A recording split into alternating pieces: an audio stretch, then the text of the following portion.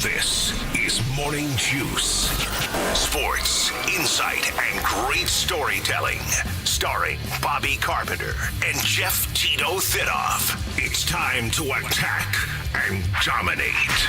Attack and dominate. That's where we're at here on a Tuesday. Bodie, correct? That is correct, yeah. I had to think about it, too, as you were saying. I know. Holidays screw everything up. They really do. They're great, but they also mess stuff up. I'm Tito, Jeff Thitoff. To my left, Austin Ward. Good Lord. Austin, you got to talk a lot today. Okay. Well, that should be easy because we had Ohio State Offensive Media Day yesterday. We had Ryan Day. Then we came back in the evening after practice and talked to the Ohio State defense and Matt Patricia. So I have a lot of things to say about the Buckeyes. So this will be maybe the easiest Tuesday you've ever had in your life, Tito. Easier would be me not working. But yes, you're right. Well, I can't control that. I know. That's your decision. Big show line today. 2 full hours here on YouTube, the Fan app, HG3. Download the show anytime. Catch us from 10 a.m. to noon on 10 feet plus. Also, replay the show. Bodie still, correct? That's correct, yep. All right. From on the Fan 2, 1460 a.m. from 1 to 3 p.m. One of you sponsored by Riverside Bank in Dublin. Big show lined up for you today. It is not a Schlegs Day. You might have thought it was because it's Tuesday, but Schlegs down in Texas. Text last night, 11:42 p.m. Eastern time, said, hey, I'm not on tomorrow. I'm in Texas. He thought that you'd be up. I wasn't. Imagine that. He knows the schedule for this show. I was halfway through my night's sleep. Jackets going to win last night, 3-1 over the Kings. Nice win for them. Upset win. OSU men play at Grambling today at 2 o'clock. 49ers beat the Colts last night, 48-27. Did you watch any of that game? Absolutely not. I watched some of it. I will tell you this. I feel weird saying this. Should be but, no. Listen. Philip Rivers is thick. Oh. He is not. He is not skinny. So, wait, you mean to tell me? Yes. Because I didn't watch. Yep. That someone who'd been retired for 5 years, who has 18 children and apparently grandchildren. He's got a grandchild. Yep, he does. And he was not the solution for a Super Bowl contender? He played well last night. He really did. Well, I mean, they must have, based on what you're saying. Yeah, look, they scored 27 points. They got beat. But nonetheless, I'm saying, he looked good. He did. And he looks... good thick. Yeah, good thick. Yeah, good thick, yeah. But I'm just saying, it's not the Phillip Rivers that Bodie's parents watched. Oh. I found that to be one of the most puzzling solutions that anyone could have come up with. Like, the Colts have all the pieces around it. Mm-hmm. And rather than find someone in their 20s, or maybe even 30s, or someone late who 30s. maybe has taken a snap in the last 5 years. Yeah, I'm with you. I would love to know the thought process that the Colts went through, that, you know what? By gosh, I've got it. Philip Rivers is out there. We could bring him in right now, free and clear. We'll get him 5 days of practice. We'll roll him out there. It's going to be perfect. Why has nobody thought of this? So, if you are a quarterback in your 30s who did not get the call, are you upset? Colin Kaepernick? Oh, man. Well, I don't know. No, I'm just saying. No, listen. That's been 10 years. I know I'm saying, though, but he's still younger than 44. Yeah. Okay. I'll listen. Quite a bit, too. No, I'm just saying, though, if you're Kaepernick, though, you're like, see? I want to know who they could have taken out of a UFL training camp. Get out there. I'm telling you, man. Someone who's taken a snap, who's actually been, I don't know, lifting some weights. Justin Zwick's 42. I think, Jay-Z's got some mobility going. He doesn't. Now, listen, I've hosted with Jay-Z recently, and he will act like he could do it. I don't think he doesn't even act like he's going to do it. No, he does. He said he could throw to his 5-year-old kid out there. and he could get ready. But I think Rivers better than Jay-Z. But I'm saying there's other people out there maybe under the Fair age of 44. assessment, I think, yeah. Thank you. Under the age of 44 who could also be in consideration. It feels like the selection set was larger than let's just take this guy who's been retired for 5 years. Yeah. But maybe I'm wrong about that. Maybe there was literally nobody else, and Phillip Rivers said, I'll do it. I volunteer as tribute. All right, let me ask you this then. Okay, so would you rather do you think the Colts' chances are better to make the playoffs and get wins with Rivers or Cam Newton? I guess Phillip Rivers. You think so? Bodie? I guess, yeah. I'm surprised they honestly didn't trot Leonard out there for a game. Yeah. I mean, you drafted him. No, but seriously, though. I like, agree. You drafted him. Yeah. Look, I would die for Riley Leonard, okay? But, like, seriously, like, as a Steelers fan, Tito, right now, if I told you Aaron Rodgers can't go, Phillip Rivers, remove your Ohio State bias, Okay. Will Howard, you just drafted the guy. Yeah, I'd take And Will I know Howard, it was yeah. in the 6th round or That's whatever, fair. but, like, it was 8 months ago. Yeah. Like, You thought enough of he him. can't play a game. Right. You know, like, and let's be honest, they still had whatever it was 6-7 games left, but it was How only, Don't, whoa, don't. 6, don't. 7. Don't. See, I knew he'd do it. I knew he would do it. Don't do it. I really am not up I to know date you have on no that kids. reference He enough. and I I both have know. an I know. I have an 8-year-old. I have no choice. I know. I am contractually obligated You to have say do it. Okay, I know. call it half a dozen games left. Thank you. Or But 7. really, it was like a half a dozen 7. Go ahead. It was basically a 3 or 4 game season, though, Yeah, right? right. Like they needed to win at some point, and they've now lost 5 in a row. And what Rivers been there for 2. Yeah. Right? He played well. Yeah, he hasn't played poorly. That's kind of the, I don't know, crazy part of this all. It's like he looks pretty competent. I mean, he's probably better than many backups out there, but nevertheless, I would have just thought with Leonard, like like this regime drafted him. It wasn't like Right. It's like, well, he's a third-year player. The previous coaching staff and general manager drafted him, and they don't really love him, but he's just kind of on the roster. Like you guys just drafted him, and he's a really good athlete. You can Yeah. build something around that. I know. For a couple games, but I don't know. Here's It doesn't matter now. They're out of the postseason, and good, Well, they're still good in. news No, for- they're still a shot. Right? Colts still a No. shot. Don't they? They're They out were now. eliminated. Yeah, They were? the Bills, Chargers, and Jaguars all clinched last night. Oh, wow. With the Colts lost. They're out. Here's, according to Sharp Football Analysis, this is what I found, Tito. These would be the realistic options that were available as free agents right now, because obviously the trade window closed 2 months ago. Nate Sudfeld, Taylor Heineke, Clayton Tune, Dorian Thompson-Robinson, Tim Boyle, Bryce Perkins, Logan Woodside, or Desmond Ritter. So, yeah, maybe Slim Phillip pickings. You know what? Phillip Rivers was the best option. So the maybe Colts I have are to stand still corrected. alive. They are. Are you sure? Yes. They are right now 8-7. They are 2 games behind the Texans, who are 10-5.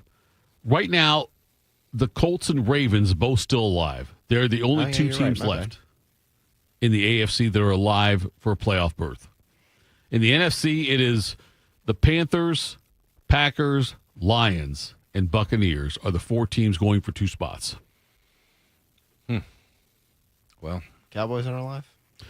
I believe know you what? told us yesterday, Bodie, that it was Breaking done and you news. can stop thinking about it.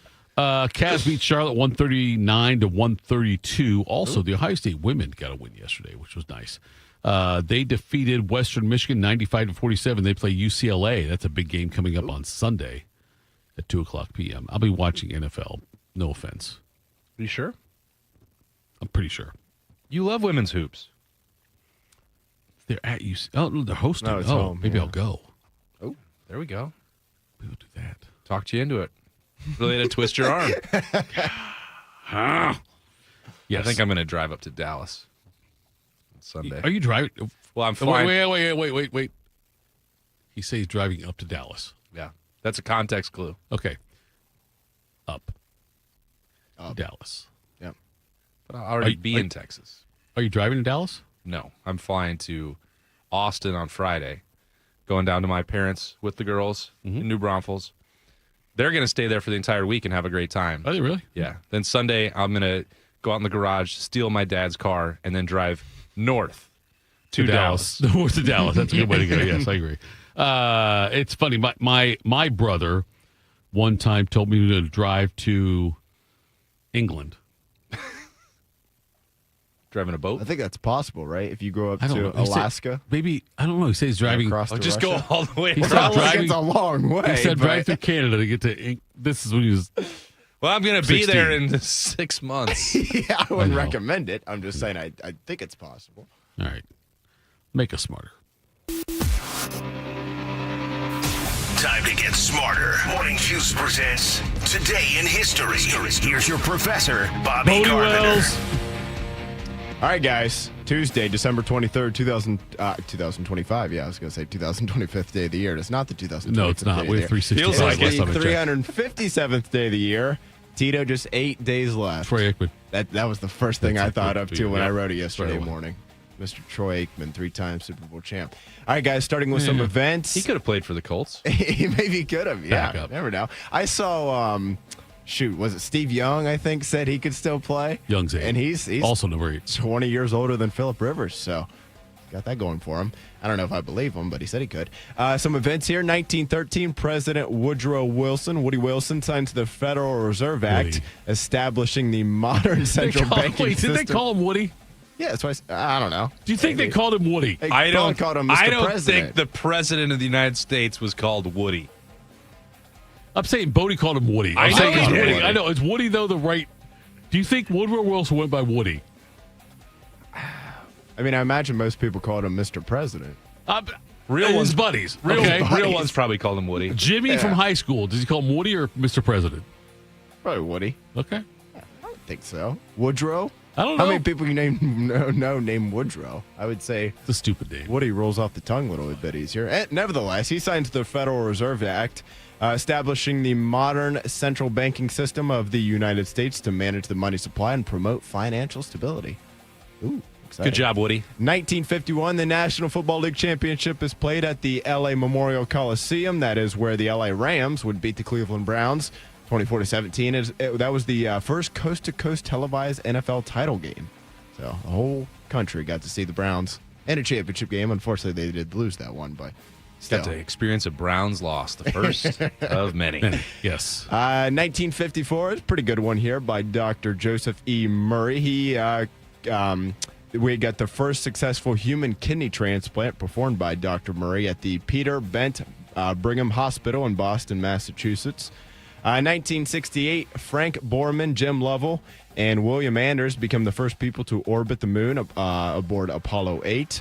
How about this one? 1972, a game that I think even if you weren't alive for, you've probably heard of it once or twice. The Immaculate Reception game Franco against the takes Raiders. place as the Steelers come from behind on the final play of the game in a very wild way to beat the Raiders 13-7. Last chance for the Steelers. Bradshaw trying to get away. And his pass is broken up by Tatum. Tipped off. Or not. Franco Harris has it. And he's over. What? Franco Harris. Had the ball on the deflection. 5 seconds to go. He grabbed you it with believe in 5 miracles? seconds to go. Let's watch 1 this million again. to 1 odds on this one. Ricochet out there off of Jack Tatum and into the man of the year, Franco Harris's hands. Here's the miracle of all miracles.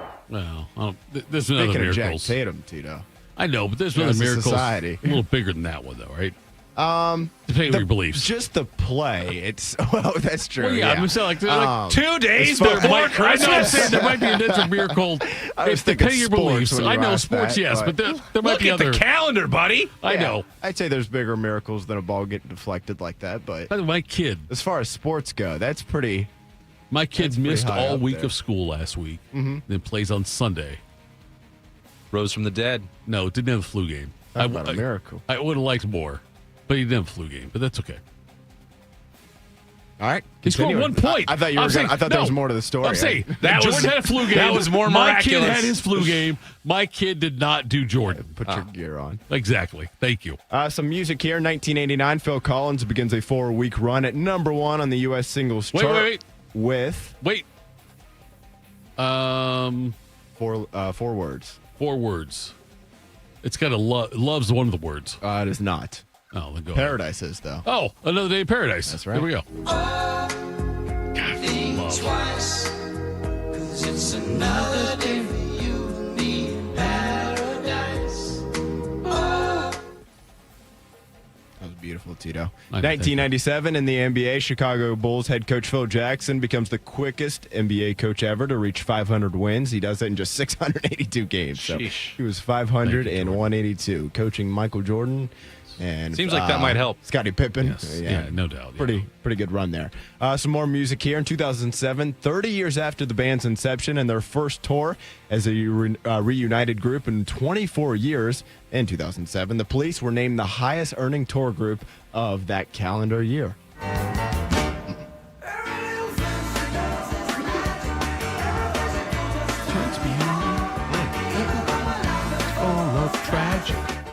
Okay, funny story about that. All right. I saw this thing where the Stones one time are on tour, and the Stones do their thing. And the manager says, hey, guys, the Police are here. And Keith Richards and Mick Jagger flush all their drugs down the toilet. And it turns out it's Stuart Copeland and Sting showing up. It's like, yeah, that's the Police, not the Police, the Police. Need to be more specific. Yes. And then last event here in 2009. Do you guys remember the, I don't know what you would call it, a hoax, I guess? Balloon Boy? Yes. Oh, yeah. The God, father, what a jerk. Richard Heen, Yes. was, he received 20 days of jail time for, him and his wife both received 20 days of jail time on this date in 2009 for their role in the Sounds good. incident. That was really strong. Good for them. Relived that whole Yes. experience with the Netflix train wreck documentary, and that I wasn't aware of the lengths that they had gone. I remember just seeing that stupid balloon flying Yes. around. There's a Spaceship, boy excuse up me. there? Yes, I know. UFO. Yes. Let me correct myself here. The dad got 90 days. The mom Oh. got 20. Of So, course she did. Yeah. Apparently she was sword. just innocent. Yes, or of course more she is. innocent. Some birthdays here. Born on this date in 1935, but passing away 5 years ago in 2020. The man they called the Golden Boy, a college football Hall of Famer, Pro Football Hall of Famer, Paul the Hornady. 1956 Heisman They Trophy were 2 winner and for 8 your that year, whatever they were. Fighting Irish, Whatever. Tito. Don't. Paul Hornung. The Four Horsemen. Knut Rockne. Moose Krause. Angelo Bertelli. Johnny Lujak. That's fantastic. Here we go. Leon Hart. Terry Hanratty. John Hewer. Jack Snow. John Latner. Marcus Freeman. That's fine. Yes. Tony Rice. Do it all. Jeremiah Love. There we go. Paul Hornung. Paul Hornung could Jimmy have drafted Clausen. Sure, why not? Brady Quinn. Let's do it. Jimmy C. Dude, what was the record that year? They went 2 and 8. He won the Heisman. Hey. Would have been 0-10 without him. Yeah, exactly. There was once a point in time, Tito, where they gave it to the Don't- most don't. outstanding player in college football. Now A it's just kicker and a tackle. a Whatever. That's quarterback. fine. You're telling me he was worse than Fernando Mendoza? I don't believe that. Okay. Another birthday here, a voice actor, best known for his work. He had many roles in The Simpsons, but maybe most notably Mr. Burns, Waylon Smithers, and Ned Flanders, among others. Harry Shahir, he turns 82 years old today. And Harry Potter and all his wizard friends went straight to hell for practicing witchcraft. Well, circle cut my bacon. Look at all these Yankee doodly dandies. Is there another Vietnam going on? Hello, neighborino to the north. Vietnam I sure jokes, like to always cut of good. your gibberish. Cohen doodly Iddly diddly. oodly, iddly oodly, Tick a doodly. loony oodly, Noodly doodly iddly diddly doddly. oodly, Shuck loony a oodly, diddly daddler Atner. maple iddly, Noodly doodly diddly iddly doddly. oodly. Say, would you like to puff on a reeferino? It's legal here. They warned me Satan would be attractive. Let's go. Ned Flanders there on that one. Speaking of the Pittsburgh Steelers and the Immaculate Reception, Jack Ham, Hall of Fame linebacker for Pittsburgh, turned 77 years old today. A son of Western Pennsylvania, Hall of Fame linebacker Jack Ham was the iron in Pittsburgh steel. Ham's career was a monument to quiet greatness. His textbook tackles were the steady drumbeat in a defense better known for its heavy metal flair. The man they called the Hammer earned 8 consecutive trips to the Pro Bowl and helped the Steelers pummel their way to 4 Super Bowl championships. Ham's 32 career interceptions are third all-time among linebackers. Good Lord. Ham, Lambert, L.C. Greenwood. Those teams were unbelievable. Seems like they would have been pretty dynamic on defense. Maybe 4 Super Bowls, yeah. It might have been actually a curtain. Oh. Yeah. Good call on you. Made of what? Made of steel. Made of steel. Oh. The former Stanford football head coach, 49ers head coach, Cheaters of the West. Oh, wow. Here we go. And L.A. Chargers current head coach, Jim Harbaugh, he turned 62 years old today. The first time I ever saw a palm tree, I remember we worked for hours to try to get a coconut. We tried climbing and getting sticks. We tried shaking it. Finally, we just threw rocks at it till it came down. Then we didn't know how to open it, and then we tried to open it. And then we got it open with rocks and a curb, and then we ate it. At some point, I mean, it's like me, I'm 53. I mean, it's gone dead. I'm dead in here. It's like burnt wood, in terms of nervousness and butterflies and emotions that way. Not into the if this, if that, type of scenarios. If worms had machine guns, then birds wouldn't be scared of them. How would they shoot those machine guns, though? If worms had machine guns. You've never heard that before? Yeah, I've heard it, but I'm trying to also trying to. How would that work? How would they pull the trigger? Right, like would multiple worms use another worm to wrap around the trigger, or would one single That's why he's a worm? jerk. I don't know how they could aim. Well, there's not a lot of things that he said that actually hold up to any scrutiny. If I were Torg, I'd make a statement about Harbaugh, but I'm not going to do it. Some more Good for birthdays here. ratings. The lead singer and guitarist for Pearl Jam, Eddie Vedder, he turns 61 years old today.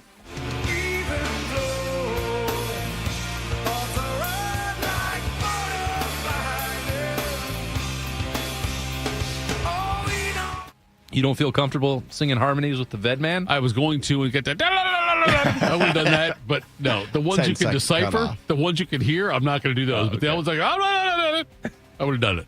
One of the best head coaches in the game going right now, two-time national champ for his alma mater. That'd be the Georgia Bulldogs, and their head coach, Kirby Smart. He turns the big 5-0, 50 years old today. Welcome, everyone, to the CFP quarterfinal. It's the 91st edition of the Sugar Bowl, presented by Allstate. Number 7, Notre Dame comes in at 12-1. How did he pick this the one? Georgia Bulldogs. The number 2 seed, 11-2, the champions of the Southeastern Conference. He's a great producer, so we'll let it Leonard go. on 3rd down and 7. Georgia needs a stop. He hurdles. Malachi Starks and has a first down. Stockton sacked by Donovan Heinisch. And a fitting ending as the defense gets a sack of Stockton to cap the win. What an unbelievable birthday Maybe present he'll from win Bodie. the next Sugar Bowl next week, but he didn't win that one. Not going to win the Fiesta Bowl. No. And then last birthday here for this date, the 5-time Major League Baseball All-Star and 16-year veteran for the Indians, Red Sox, and Tigers, I think it was, Victor Martinez. He turns 47 years old today. Some passings. Big day for Shark on this one. How about this? 1948, Hideki Tojo. No idea if I said that right, but we're going to roll with it. He was the Japanese prime minister from 1941 to 1944. He passed away. Sounds like World War II. Yes, that is correct. He was killed, hanged at the age of 63 for his war crimes. So may he rest in peace. Being Yeah. hanged at 63 seems like just let it ride out. 63. Maybe Back then, you can speed it up to the finish line. I think it's I know. okay. I'm saying back then though, you're 63. But, It's like he to live to didn't 70. rob somebody and, steal their car. He kind of I know. Japanese prime minister in the early Did some bad 40s. stuff. is- Yeah, that's Did some bad it's stuff. a tough one there. And then another one, big day for Shark. 2013, passing away at the age of 94. Good long life here for this fine young man. Mikhail, let's see here, Kalashnikov. You We'll get go to with pick that there. these. I know, spelling. but hey, listen, There's the a spelling. passings I will say are always kind of tough because sometimes there's not What a did this lot guy of do? like. This guy was a Russian general and he was the inventor of the AK-47. So, Legend. Oh God. hey, Andrei Rappers Kirilenko. unite. He invented Andrei Look. Kirilenko. Honestly, on that one day, Ice Cube did use AK. It was a good day. It was a good day for him, yeah. There you go. Had a triple Holidays and observances. I meant to get a clip for this, and I failed you you, did. so I apologize for that, Tito. But it is Festivus. I know you're always a big fan of Festivus for the Seinfeld. rest of us. National Roots Day, and then last. Wait, National Roots. Yeah, like your roots, your heritage. Okay, history. like the show Roots. I didn't even know. You know that what the was a show thing. Roots Or the is. band. You know the show Roots? Didn't know that either. Yeah, the Roots. The Roots I thought I miniseries. was talking about a tree or something. It could. I'm saying like there was a famous series that on Roots that was famous-ish. No, it was famous. It was yeah. We had to watch it in school. when So was did I. growing Yeah, up. I remember watching that also. Yeah, It was an educational and eye-opening experience. For Haley, sure. right? Haley was the author of that. Yeah, I don't remember if we had to. Yeah, I think we read the book and then had to watch however long the miniseries was. Yeah, it was a huge miniseries on ABC. The ABC miniseries. It was like very famously for the ratings. Yes. We watched Red Dawn in high school. Did you really? Yeah. Did you guys watch The Day After? Day After. Have you heard of The Day After? The horror movie? Are we going to talk about No. a movie that used? No, listen. The Day After Day was a After. thing about nuclear war. Okay. Where it was Listen, like that stuff's educational. The Day After Like, focused on Jake Gyllenhaal, a town in Kansas and how they reacted to there was a nuclear war, and that's what it talked about. It was like the day after. I think Steve Gutenberg was in it, but also the day after was a huge deal in 1983. listen, I know this much. I know Tomorrow Never Dies. When, That's fine, Bond. when Mr. Mayberry showed us Red Dawn, I can't remember much else from high school, but if anybody ever invades the United States of America, Yeah. I feel ready because Patrick Swayze and Charlie Sheen got me ready to fight in a Charlie war. Sheen, Jennifer Grey Oh, sure. from Dirty I Dancing don't was in it. remember No, else. she was in it also, and Okay. so was I believe you. C. Thomas Howell. They even All remade it. Cody It was remembers so is who good. the teacher was that I turned it know. on. Listen, all I Yeah. know is those people. Oh, Mr. Mayberry was. Dude, you laid the goat down. of all You high had school your teachers, head. You but had your they- head on your hands. No, I was You went locked to in sleep. for that Oh, one. There was plenty about thank Beowulf. I slept through that one, but Red Dawn was awesome. It was so good they remade it with Hemsworth and Red Dawn. Josh Peck. Yeah. Red Dawn 2 exactly. Electric Boogaloo was the dancing version of it. The Koreans got Yes. into the U.S. of A. again. I always like when those movies come out. It's like, do you guys think this could ever happen? It's Right. like, probably not. I guess you never know. What about aliens? And then, Right. Independence Day, today, here we go.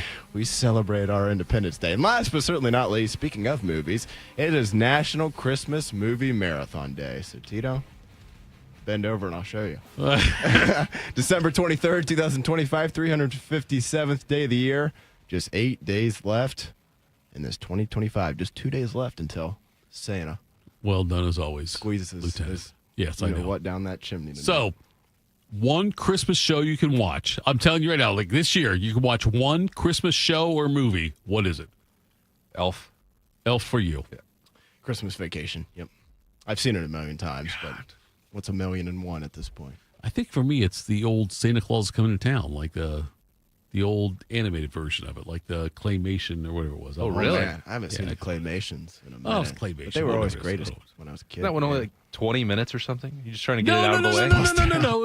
It was an hour-long thing with commercials, but it was good. Santa Claus is coming to town. So you still watch it with commercials? Yeah, Is that what you you're know, streaming streaming services services nowadays. No, I'm just you can saying. find Authentic that somewhere. experience. Where does It's a Wonderful Life rank for you guys? I like It's a Wonderful Life. Yeah. I wouldn't say it's a favorite, but top, It's a I long don't know, movie. 5 or 6. Yeah. I Not gonna prefer say. to never watch it again. Really? man. Yeah, I'm out on that one. It's not for me. I don't think it's that long, is it? I think it is kind of long, isn't it? It is 2 hours, 9 minutes. I guess long for maybe a Christmas movie, but I wouldn't say that's If you're trying to have long. if you're trying to celebrate the 23rd in Christmas movie marathon day, that's That is I think pretty it's more of a long. 26th thing. I don't think it's Christmas Day. I think Day it's like after. before that. After that, I think it's after Christmas. Die Hard, Christmas movie. absolutely. Never seen it. You ever see Die Hard? Don't even start, Tito. you can't. I can't. Yeah, don't throw the stones pot at calling glass the kettle house, right? black Yeah, on I know that what you one. mean on that one. Yes. But no, I have not seen it, so no comment. But you know what? I'm a pretty big believer, and just kind of. So If you enjoy it and you think it's a Christmas Hard's a good movie. that's awesome, man. Die Good Hard's for fun you. to Yeah, I watch. don't doubt its quality, but if you think it's a Christmas movie, who am I to tell you you're wrong? It doesn't have a Christmas message, and Santa Claus doesn't factor into the proceedings. not much. Nope, not much. but it does take place around Christmas. It is and there is Christmas adjacent. Yeah, that's a good way to look at it right there, Austin. That's why we have you on here. If I'm not mistaken on this, I do believe at some point there is a scene where somebody's watching a Notre Dame-USC game. Am I correct on that in that movie? Is that true? I don't remember that. I thought I've seen that before. Out of all the things that I'm paying attention to in Die Hard, because that game it might have been isn't on Christmas week, but I don't know. We'll look that up during the break. Is it on 0 week next year? It's not going to happen right? at all. I believe it's not a Red happening. Dawn. I think it is. Yes, I think you're right on that one. R.I.P. R.I.P. Notre Dame-USC. Get Bodie's thoughts on that. Coward Lincoln Riley leaves, then we Here can we get back on the schedule. Here we go. Coming up next, we heard from Matt Patricia yesterday. We'll do that next. Morning Juice. We are the keepers of the wild, America's original and most invested conservationists. For more than 80 years, we've been committed to conserving wildlife and the natural landscapes that define our nation. From rugged alpine ridgelines to peaceful tall grass prairies, we've supported the conservation of more than 36 million acres of American wildlands. Our funding has led to cleaner water, fresher air, and improved wildlife habitat. From abundant fish and waterfowl populations to robust deer and elk herds, nothing is more important than maintaining wild spaces for adventurers to explore and wildlife to thrive. We are America's hunters and target shooters, stewards of the American outdoors. America's hunters and target shooters, along with firearm, ammunition, and archery manufacturers, have invested more than $46 billion to help state fish and wildlife agencies manage and protect wildlife and wildlands across America. For more information, visit outdoorstewards.org. You know a thing or two about the moments in life that matter. You've seized those moments to embrace joy, accomplish great things, and build meaningful relationships. Is it time now to sit back and reflect on a life well lived? Maybe. Or maybe there's more to be done. Maybe this is the most important moment you've encountered yet. By volunteering with AmeriCorps Seniors, you can seize the moment, lend a hand, and get back more than you give. We connect you to local volunteer organizations with opportunities that fit your schedule and match your interests. Through AmeriCorps Seniors, you can support people in times of need and make your community stronger. You can become a companion to your older neighbors, brightening their days with friendship. You can even become a mentor for young people, serving as a role model and enriching their lives. Are you ready to seize your moment? Visit AmeriCorps.gov/yourmoment and get started today. Hey, Max, you look absolutely dashing in that purple tie. Ready to harness the world? You bet, Daisy. I'm ready as I'll ever be. And might I say, your purple tie really pops with your vest. Thanks. I almost went with a cape, but didn't want to come across as pretentious. Nonsense. Anyone in our line of work should rock a cape. You might be onto something, Max. Phew, so here we go. First day on the job. We've got this, right? Right. Don't forget, we both graduated from Dogs Inc. with honors. Which means I can guide my human around a busy city with ease. And I can give my human a restful night. I hope my human is kind and loving. And I hope mine likes wet kisses and zoomies. Ready to make a difference? Born ready. Let's go. Discover how extraordinary dogs like Daisy and Max change lives at no cost to the recipients. Visit dogsinc.org. One man is a national champion, NFL veteran, and local business leader. The other man is Tito. This is Morning Juice. Sponsored by Riverside Bank of Dublin. Here's Bobby and Tito. Morning Juice. Tito, Austin Ward, Bodie, and Roosters. It's a fun casual joint. It really is. Fried pickles, by the way. Tuesday appetizer, $3. Fried pickles. Jay-Z's favorite. Is it? No, but I like to say that about every appetizer Tuesday. Is it Jay-Z's favorite? He doesn't like. Time? He hates the fried mushrooms, but That the was fried last pickles week. got attacked by Bobby and Jay-Z yesterday on the live Really? show. Oh yeah, just going crazy on him. Bobby ate a lot of those? He picked him up, and one looked like a donut hole. He was enamored by it. Wow. And it didn't last long. Pickles, cut, breaded, and fried. Delicious chips served with Rooster's homemade ranch dressing. We think they're a big deal. That's what the read says. Think they're a big deal? Yeah. Are they a big deal? They are a huge, huge deal. And it's an even better deal on Appetizer Tuesday because it's $3. Later on, we'll give away a $50 gift card to Roosters. So you can order 16 baskets. No, I'm telling you, why don't we make it 51? Well, because mathematically. Because you can go on other days. You don't have to I use the understand gift card that. on I Appetizer understand Tuesday. Matt Patricia talked yesterday and he was talking about, is he surprised how much he enjoys coaching at the college level? And I will play it if Bodie.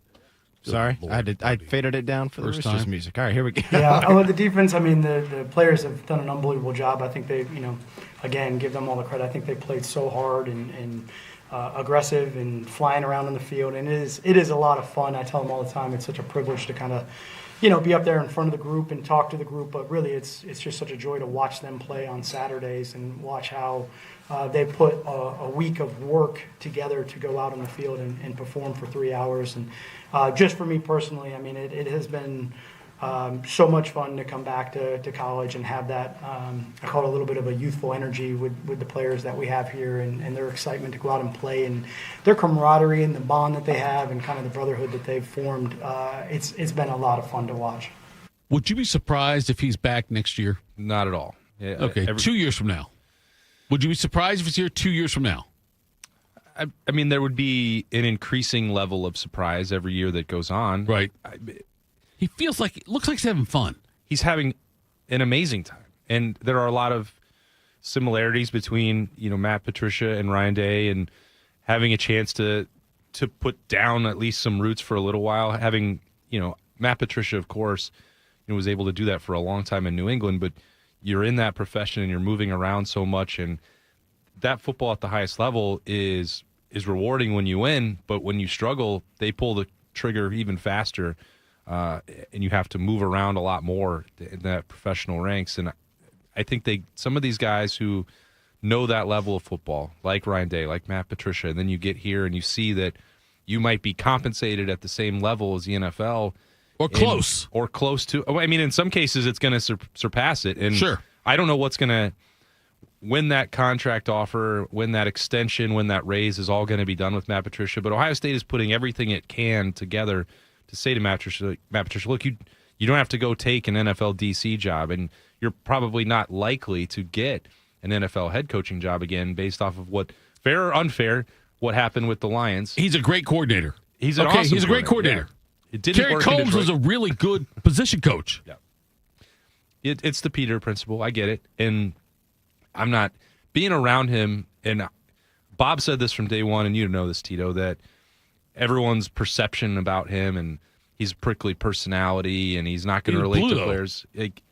That he's just like Bill Belichick from spending all that time. That could not have been further from the truth. And so I was certainly wrong about that. And I get to know him a fraction of what the players do or what the rest of the coaching staff do. Everybody loves him. It took a week before people just working in the woods, you're like, this Matt Patricia guy is awesome. He seems to really love being here.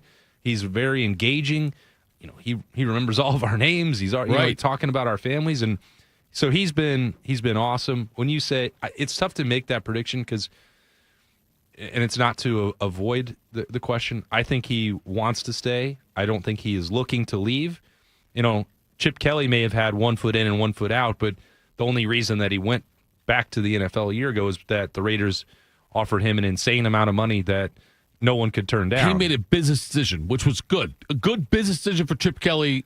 But a bad professional decision. Yes. And I think that, I think that's on the mind of some of these coaches now more than ever. Once you get to a spot like not even just Chip Kelly. Ask Jim Knowles if he made a good decision. Know, right. Yes. You could have done this job forever. Yep. You had, and I know that that's relative because if you stopped working, Ohio State will pull the trigger just as quick as an NFL team in those circumstances. But when you're really good at your job and you are thriving at Ohio State, they have changed the way that they approach the salary pool and making their assistants feel comfortable so that they don't have to take lateral moves or feel like the next opportunity to squeeze out a little extra money. If you need a raise and you're deserving of a raise, Ohio State will give that to you. And I think that they are fully prepared to make him the highest paid coach, highest paid defensive coordinator in the history of college football, and he's earned that based on what he's done. And you do find yourself, if you're Ross Bjork and Ryan Day, in a spot where you may have to do that to head off other interests. It's not going to be a DC job anywhere else in college football. He's not going to want that. Are there programs that, Penn State kicked the tires a couple weeks ago, want to make him a head coach at the college level? We'll see if that motivates him. But even from that perspective, it's not, a spot where he has to do that immediately. I don't know that Penn State would have moved the needle for him. I don't think that Ann Arbor is a spot that he wants to go live. So I don't know what that job market is going to look like for him, but I know he has one that he really likes. And I think that Matt Patricia, just based on the little that I've got to know him, I'm not sure that he's going to trade this happiness and job satisfaction in Columbus right now to go chase something else, because he's already been a lot of other places. That's the part that's interesting to me, is the fact that, yes, I think that Patricia wants to be here, it feels like. Yeah. And I think he'll make that effort to stay. And I know that this situation can change in a hurry, because I don't know what reckless things other programs might do. And by the way, I don't think hiring Matt Patricia would be a reckless thing, but if they drop $6 million, someone wants to spend $6 million and Matt Patricia has to think about that, people could turn around in a month's time or 2 months' time or a year's time. And Tito, you could say to me, so you said he loved it here. Why did he leave? Well, I didn't know what the future held for him. At the time, what I told you was true. He does love it here. Yep. His kids love it here. They're making him customize Ohio State Fear the Beard shoes to go out there and wear to games. Like, he is having an awesome time, and it's not like he has to completely change the perspective. The perspective. Everyone knows he knows college football, or knows football, right? And is going to be a great coordinator. That's not a mystery to people. So he could get another job if he wants it, but I think he's at a spot where he doesn't need to chase it. What's interesting to me is that, and with Detroit as a head coach, he did not have a ton of success. Fair? No question. Okay. No one can argue that. New England, when he went back there after the rings, I'm saying after Detroit, he goes to New England. They make him the OC, which is kind of weird one year. I don't know why. I've never asked him. I don't want to rehash. But not a lot of success there either. No. He has success here. And that's the part that I think is got to be very intriguing to him, is the fact that I can enjoy fruits of my labor here. I think he's not said this, but he's been coaching at the highest level for so long. Mm-hmm. His bank account is already in a pretty good spot. Ohio State will make it even more lucrative for him to stay. And what would those offers look like? And I think about Chip Kelly, I think about Jim Knowles, and to tie it back even to the beginning of the segment, and Roosters and Appetizer Thursday, Nicole Cox is the one who said this to me. Fried pickles. I had never heard it in these terms, but I agree with her, and now I talk about it all the time, which is not trading money for happy, or vice versa, however you want to look at it. Don't trade your happiness for more money to go chase that. The smile on Matt Patricia's face, even talking on a Monday night in the Woody to a bunch of idiots like me for 30 minutes. He was smiling and joking the whole time. Yeah. I don't think he can fake that. I think he is really enjoying it. I don't think he's in any hurry to get away from it. That doesn't mean that he's going to retire in Columbus. I think that would be the most surprising outcome. But I don't think he's in any hurry to find an exit from it now. If I were going to ask you, so we do show prep behind the curtain here, peek behind the curtain. And you do that? No, well, I do show prep some, yes, not a lot. But Bodie, though, does the quick hitters. Do you want to guess which school was the first one listed in quick hitters, like what it pertains to? I'm going to go out on a limb because I did not read the show sheet, Tito. I don't mind. Look, to be honest with you. It's because I didn't think I was going to need to after yesterday. No, of course you would. No, of course you would. I'm going to guess this is a shot in the dark. Yes. The end of the Notre Dame-USC series is a quick hitter. That's going to be a quick hitter next. Thank you, Bodie Morning Juice. It's been a real journey since 2014 when I first had my injury. I realized that my home was just not working for me and that it was time to ask for help. Homes for Our Troops is really giving me my life back. The shower allows me to go in and turn around with my chair, pull down storage racks, automated door systems, hours of my morning given back to me. Adaptive sports are a huge part of my life, a huge part of my healing journey as well. Homes for Our Troops helped with making sure that I had a home gym so that I can continue to train. This past year, I was able to host Thanksgiving in my home. And it was the first time I was able to have my whole family in one place, and I was able to contribute to the meal. There are a lot more veterans in need, and Homes for Our Troops is going to be there to help them too. Homes for Our Troops builds and donates specially adapted custom homes nationwide for severely injured post 9/11 veterans and enables them to rebuild their lives. Join our mission at hfotusa.org. Once there was a man who couldn't stand. A mom who couldn't wait. A scientific community that said it couldn't be done. And then you. And then I. And then we. Brought neuromuscular disease into screaming color with the Muscular Dystrophy Association.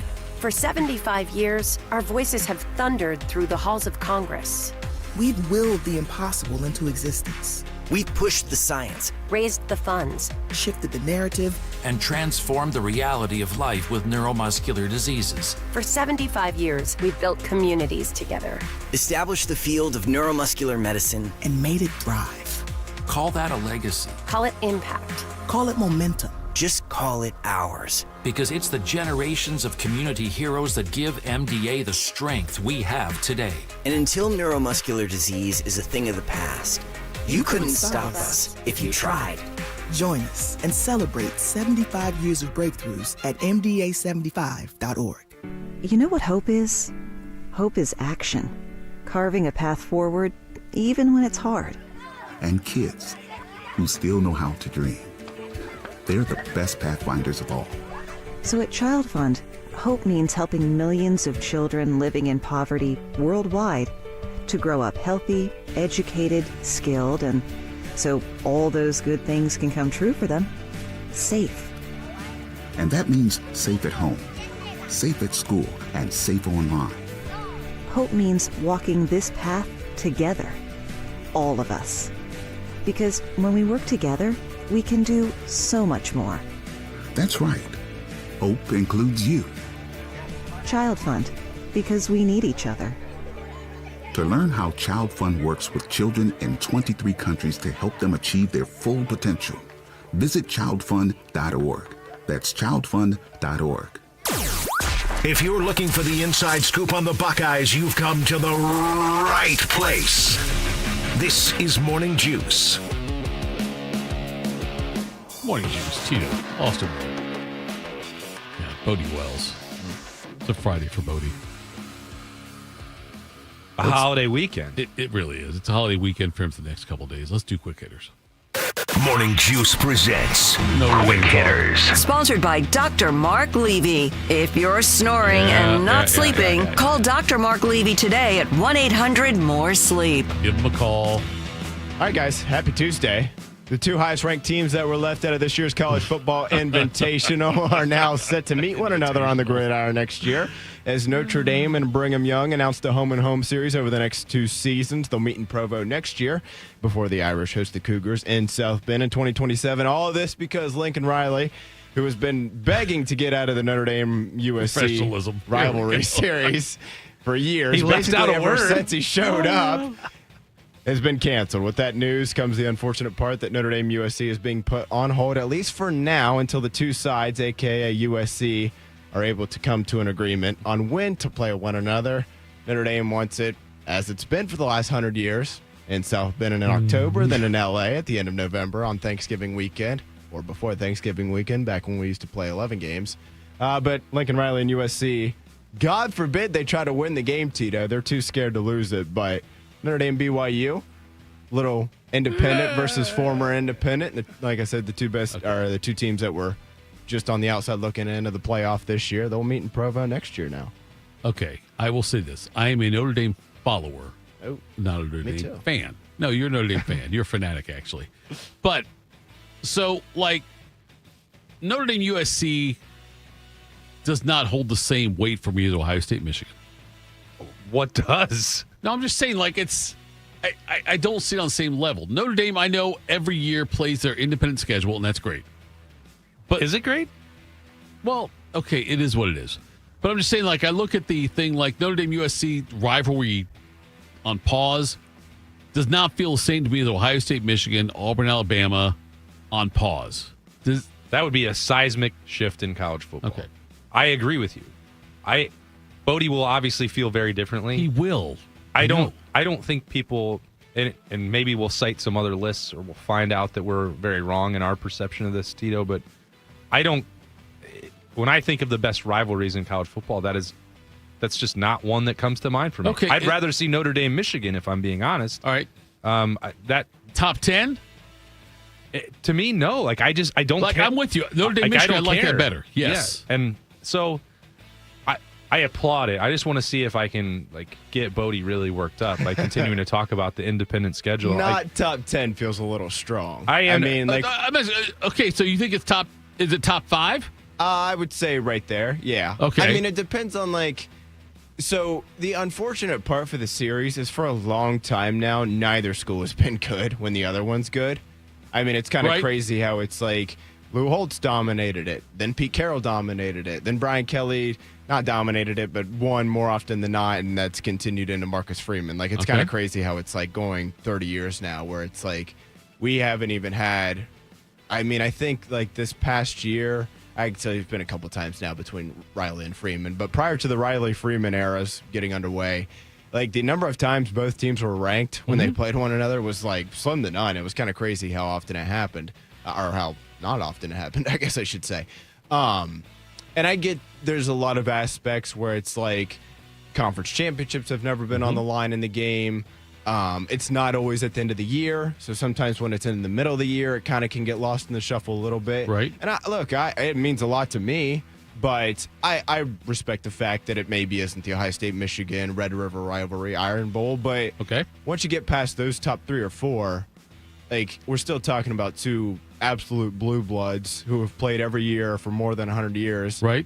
Well, I understand, like I said a second ago, it doesn't have the conference affiliation and maybe even the geographical affiliation. I do think there's also something unique to it, that it is two teams mostly across the country playing one another. It's always in South Bend in October, always on Thanksgiving weekend in Which LA. Is another whole subject, but yeah. But what do you mean? Well, play it. USC doesn't want to play in the cold. Yes. I also don't think Notre Dame minds going out there at the end of the year, though, either. So it's kind of give and take there. But I think once you get past those top 3 or 4, though, and look, I don't really know, my heart's in it, obviously, but like, is it better than Army Navy? I mean, it certainly means more in terms of like the probably average college football fan. I also understand that like Army Navy obviously means a lot. We can take Army Navy out of this. I think we can. So then, though, after that, though, I kind of. Like, I got to hear some other games that are better than it if it's not top Ohio 10. State, Michigan. Yeah, you have the game. You mentioned Auburn, Alabama. Red River, Iron Bowl. Oklahoma, Texas. I think that, and for me, the geographical ties are more important to hatred. So I think even, you think about Georgia, Georgia Tech, Georgia, Florida, Oklahoma, Oklahoma State, USC, and UCLA. Okay. The games that actually make sense have conference stakes, have crosstown rivalries, in-state rivalries. The Holy War, the Border War. All of those resonate to me as actual rivalries. And I'm not arguing with Bodie's personal feelings about it. I'm just saying from my perspective, when you have like the actual true hatred, because you're seeing Oklahoma fans seeing an Oklahoma State fan next door to them across the street all 365 days a year. I don't have the same experience as Bodie. Maybe he sees USC fans in his sleep and just has nightmares about the game. He's murdered 3 USC fans, by the way. And the Bush push and all that. Maybe he thinks about it every day. There we go. And that's fine. But when you're putting together like lists of rivalries, you're going to automatically start with conference affiliation or geographic proximity. And I think that that's a fair way to do it. USC, as Bodie said, for Notre Dame is unique. And you have to put it in a different lens. But that, to me, makes it more difficult to categorize it with the others. You named 9 there, and we did not mention Florida State, Miami against Florida, Miami, Florida State. I know. I think we're right, Tito. It's not even a top 25 game. So no, I know, but okay. I think it's top 10. I know you're being tongue-in-cheek, but now all of a sudden, Notre Dame, USC, I get it doesn't have a conference affiliation, but you just listed 2 or 3 more that also doesn't. I know, yes. You're right. That's fair. And I so, also will say UCLA, any football rivalry might be okay, pushing it a UCLA little used to bit. mean It's something. like- Used to mean something. It doesn't Cal, anymore. Stanford. Look, the thing with rivalries North is Carolina. that's exactly what I was going to say. What's the most important rivalry? Well, tell me what your favorite team is. Yeah. Everybody, around here, it's very popular to say Ohio State, Michigan's the best rivalry in sports. It's high on the list. I'm not going to argue that. But go down to the Carolinas and tell people that, and they'll be like, that's nothing compared to Duke, North Carolina. Go to Alabama, and they'll tell you that the Iron Bowl means more than winning the SEC championship. Like, it's kind of... No, I know. And don't get me wrong, I'm not saying that, Boston College and whatever, pick a... UMass. Sure, yeah. Whatever. Pick another ACC school means as much as Ohio State, Michigan, or Alabama, Auburn, just because those fans care about it. But with that, and like, you're right, Austin, like Oklahoma State, even though they don't even play anymore, is another one that it's like, yeah, you go there, and there's people care about that, and the Red River rivalry more than Notre Dame-USC. So it's kind of, rivalry games can be a little opinion-based, not probably a lot opinion-based, but I do think it's somewhere in that 5 to 10 range. We've still got the Cyhawk. We've got Kansas, Nebraska, Missouri, Iowa. Yeah, you're right. Here we go. I think bigger picture, though, even if you aren't a fan shut of off the my two microphone. schools. That's right. No, we would do that I to you. think, though, this is just another, added to the long list of things that college football is just getting so wrong in the last few years now. I think that this is an example, too, Bodie, and I know we can't continue to talk about this before the 7 o'clock hour, but you look at this is the kind of pressure that's going to continue to build for Notre Dame to put together its schedule as long. And I know that everyone is sick and tired, and maybe outside of South Bend, people stop asking us to join a conference. We don't want to do it. But part of the, aside from Lincoln Riley's cowardice, which I fully agree with you on, the Big Ten schedule, the SEC going to 9, ACC scheduling, the way that the conferences are losing non-conference spots that they can actually schedule is going to make Notre Dame's strength of schedule progressively worse year over year. BYU might be a fine solution. They could also drop down to 6-6 next year. Who knows? So I'm sure people will remind Notre Dame how much BYU sucks if they do suck. Well, they will, but that's the problem that they're going to run into because there's going to be fewer spots on the dance card available to Notre Dame. True, and there's going to be more pressure. Like, they can only get do it. No, so much. I get it. I get so sick and tired of hearing about how bad our schedule is when we scheduled Wisconsin 9 years ago, and now we're playing them next fall, and they suck. Right.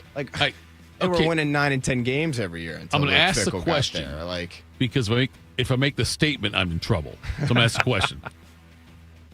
BYU Notre Dame, Mormon versus Catholic. They already made the T-shirts, I'm sure of it. No, I'm saying, is there like some kind of fundamental difference between the two religions?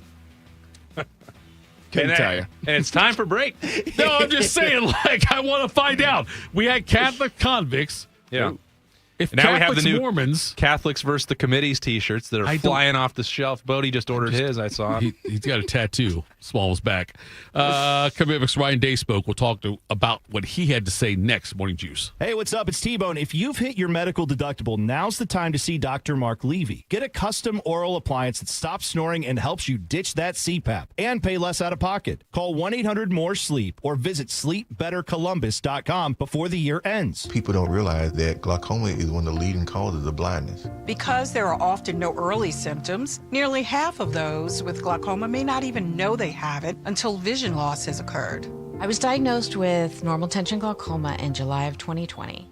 And what we found out at that point was I had already lost 40% of my sight. And you think it only affects people that are, 75 or older, retired, grandparents, and that's not the reality of it. I didn't think at all glaucoma was going to affect me because I didn't know of anyone that had glaucoma, no one in my family. When you have glaucoma, you can't get back that sight that you lost. And so early detection and treatment is vitally, vitally important. Don't miss life's most beautiful moments. Schedule an eye exam today. National Glaucoma Research, a Bright Focus Foundation program, offers free resources and tips for healthy vision. Learn how to protect your sight at stopglaucoma.org. My mom is a veteran and she was injured in the line of duty. I hurt my leg in a training accident when she was only 2 years old. She had 7 different surgeries over the span of 9 years, and there were tons of complications. I couldn't be the mom my kids needed me to be. She missed so much. After my last surgery, I got an infection so bad I thought it was going to kill me. I told her she couldn't leave me yet. There was still so much she had to see. I hadn't even graduated. I'm doing much better now. I may have lost my leg, but I've gained so much.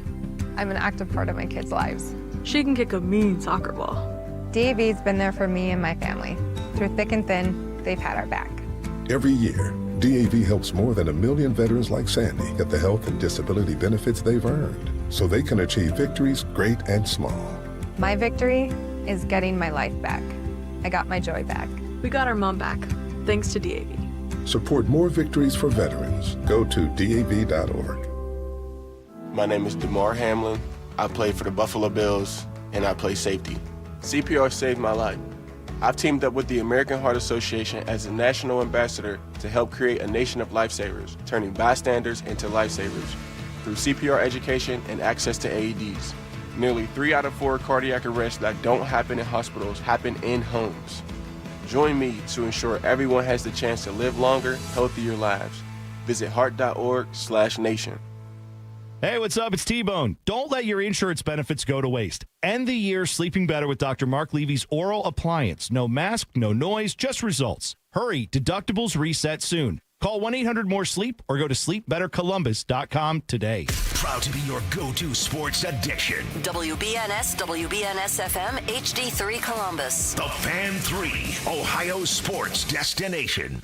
One man is a national champion, NFL veteran, and local business leader. The other man is Tito. This is Morning Juice. Sponsored by Riverside Bank of Dublin. Here's Bobby and Tito. Not Bobby. Yes, Tito. Austin Ward to my left. Friday Bodie, part-timer. We've had 10 TVs, Jacob Reimer on. Now we've got part-timer Bodie Wells on. I'm not sure if that fits. What does it? Which one's wrong? Okay, there's your poll question. What's more accurate?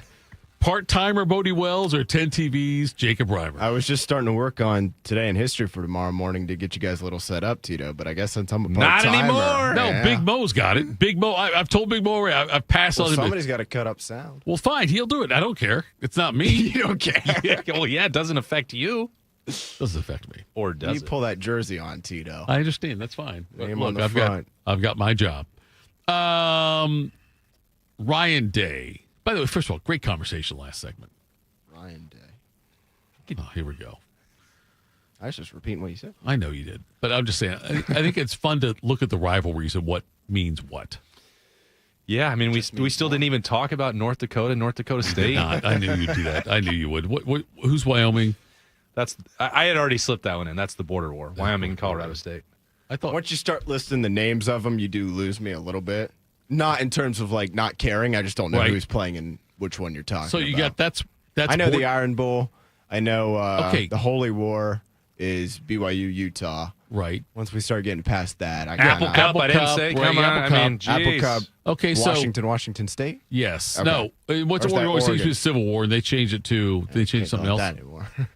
Yeah, no, they that's don't the even- Civil War. Okay, Yeah, sure. so is Oregon, that Washington. okay? The border war is Wyoming and who? Colorado State. Okay, is there another border war? I believe Kansas and Missouri also That's what I'm use saying. that. Border war. Okay, I want. So Ohio State, Michigan's it's technically a border war. It's a border war. Yeah. By the way, let's just. That's why I was talking about geographic proximity. You have, Florida and Georgia in the outdoor cocktail party or whatever they're forced to call it now. So that The world's largest cocktail party.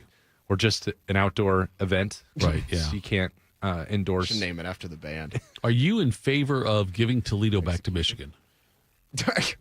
That's your poll question. Ryan Day spoke yesterday. A lot of poll questions. No, I'm saying it's a good one there. I honestly, I'd be that fine giving Toledo back to Michigan. What about giving Jacob Reimer to 10 TV? He's already gone, dude. I'm telling you, dude. No turning back. No, he's gone. We've lost him. Red zone struggles have been an issue for Ohio State. Here's Ryan Day yesterday talking about that. I mean, as we all know, that's what it comes down to in these big games is the situations. And, we didn't do a good enough job on third down in the red zone. And certainly, you combine short yardage and the red zone in the same spots. Just wasn't well done. So we gotta do a better job down there. And certainly it's our job to make sure that we have the right guys in a situation to be successful, whether it's the right the right calls, the right schemes, the right groupings, like whatever it might be, and that's it. But it's everybody involved with it, and we'll keep working to make sure that we do a good job of scoring touchdowns when we get down there.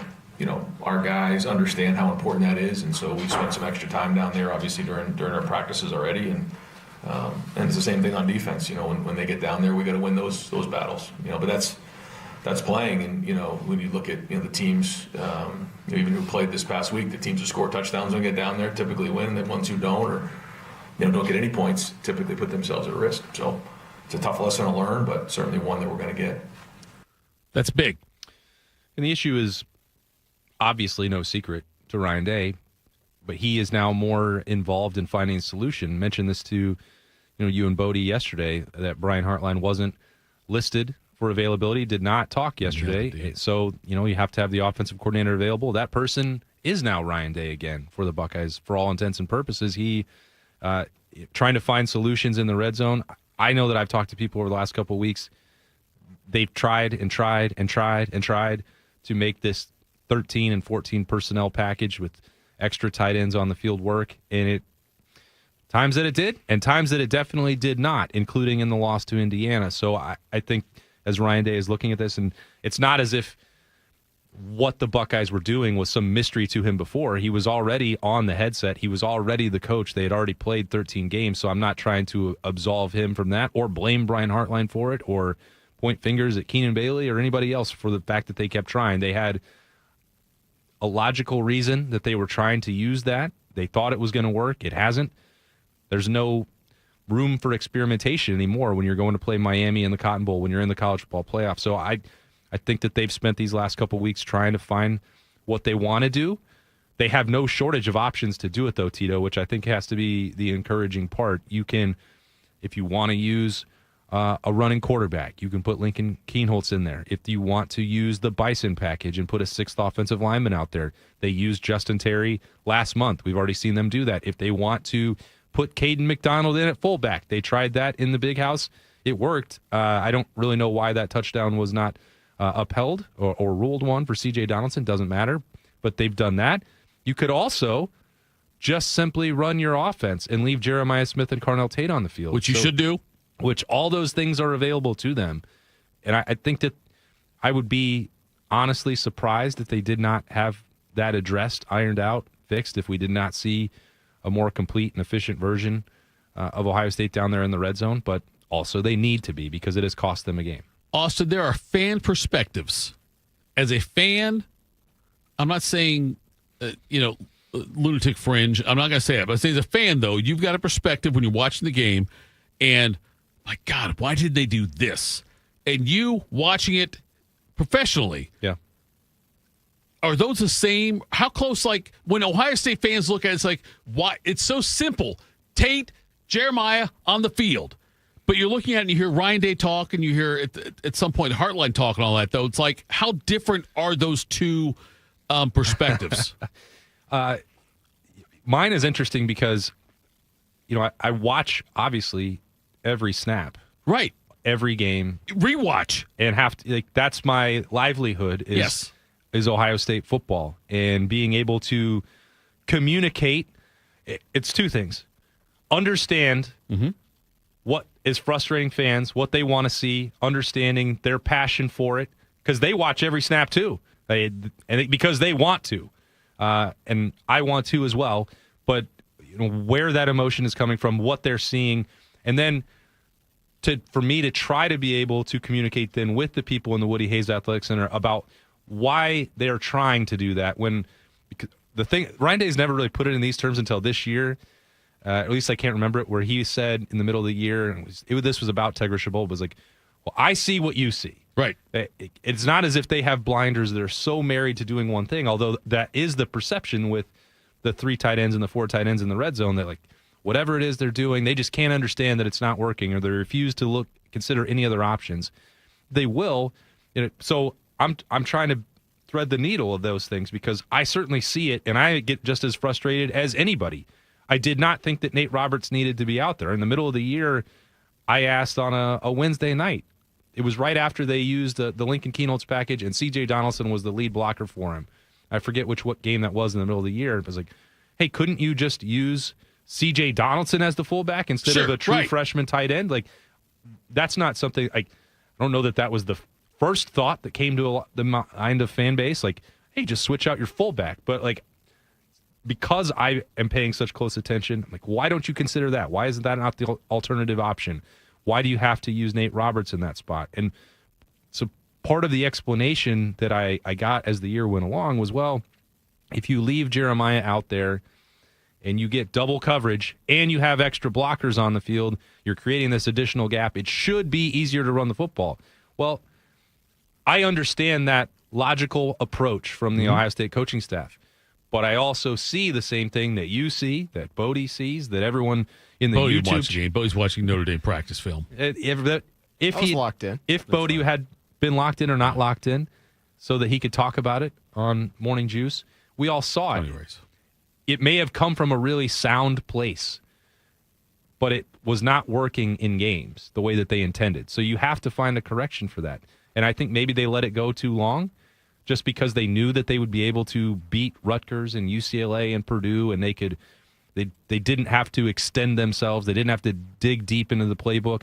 And I think some of that is now a matter of different perspective in college football, that Ohio State can largely use Tito the regular season as a tune-up for the playoff. Right. And that's just like unheard of in college football. That's a different mentality. That's a different mindset. And I'm not saying that to justify it or rationalize it, because in the moment, I too get tired of watching 4 tight ends on the field. Yes. I don't think that it is the best use of Ohio State's talent, but also they were 12-0 using it. It did not work against Indiana. That's now the one loss in the column. Will we see that against Miami? I would say probably not now. Here's Ryan Day talking about the distribution of play calling and heartline coaching wide receivers. First off, we just really happy for Brian and the opportunity that he's getting. It's such a strange calendar, and the timing is brutal. But he's handled it great, as you can imagine. And so right now as we move forward, he's coaching the receivers. It's a lot on his plate. It's a lot to manage. So we're kind of taking it day to day right now, just in terms of as we move forward, going into the game. It'll be a group effort. Keenan will be very much involved. Everybody will be involved with the play calling. Ultimately, it'll be my decision. What calls go into the game in this game. Kind of wanted to take that off of Brian's plate as we head into the playoffs, because he's got so much going on with what he's trying to do. But he's working hard towards it, and we're just going to keep evaluating it every day to see what's best for the group. So we talked about it yesterday. You mentioned the fact that Heartline was not listed on the availability, and we kind of we speculated about what that could mean. Yeah. Did anything yesterday, based on what you heard, surprise you? Well, I think there aren't a ton of exact scenarios that have played out like this, but typically the way that Ryan Day has talked about play calling and the collaborative effort, he sprinkled some of that in his answer on Monday. And, well, Keenan's going to do this, and Billy Fessler's going to be on the headset and talking to the quarterbacks. And that part was relatively normal to hear from Ryan Day. But going further and saying no, because he was adamant coming out of, the game, coming out of the Big Ten championship game. Brian Hartline's been calling it, is calling it, is going to be involved throughout the college football playoff, and thought, well, that you'll just stick with that. But for him to say publicly and more descriptively than he typically ever does when it comes to this process, that the final decision will be with Ryan Day, that he is going to be making the play calls back again for Ohio State. I didn't know that he would do that, because there would have been an opportunity for him to say, well, we've always been collaborative, and we're going to be collaborative, and Brian's done a great job, and he didn't have to say he's the wide receivers coach, and he's no longer considered in the building the offensive coordinator, or he's not primarily leading the game planning. We already had hinted at that, or reported it outright, Tito, over the last couple of weeks, that Ryan Day was going to do that, and that he had been more influential in that, even with Chip Kelly a year ago in the college football playoff. He could have easily provided a non-answer answer that didn't, sort of publicly reveal what in reality amounts to a demotion at Ohio State for Brian Hartline. Now that's a difficult thing to actually say because it's not because of lack of performance. It's because he's doing two jobs and because he got a promotion elsewhere at South Florida. You have to give and you have to get simultaneously in those scenarios where you're pulling double duty. So taking that off his plate, I think, was actually they really didn't have an alternative. But I did think that there was a chance that Ryan Day wouldn't address it as directly as he did on Monday. Look, I feel the further we get into this, feels to me like the Heartline thing is ceremonial. Like, it feels to me like Day has said, I got it. You're here because you're Brian Hartline, former OSU great, and we're going to have a kumbaya moment, but nonetheless, it's me. You're here, but it's me.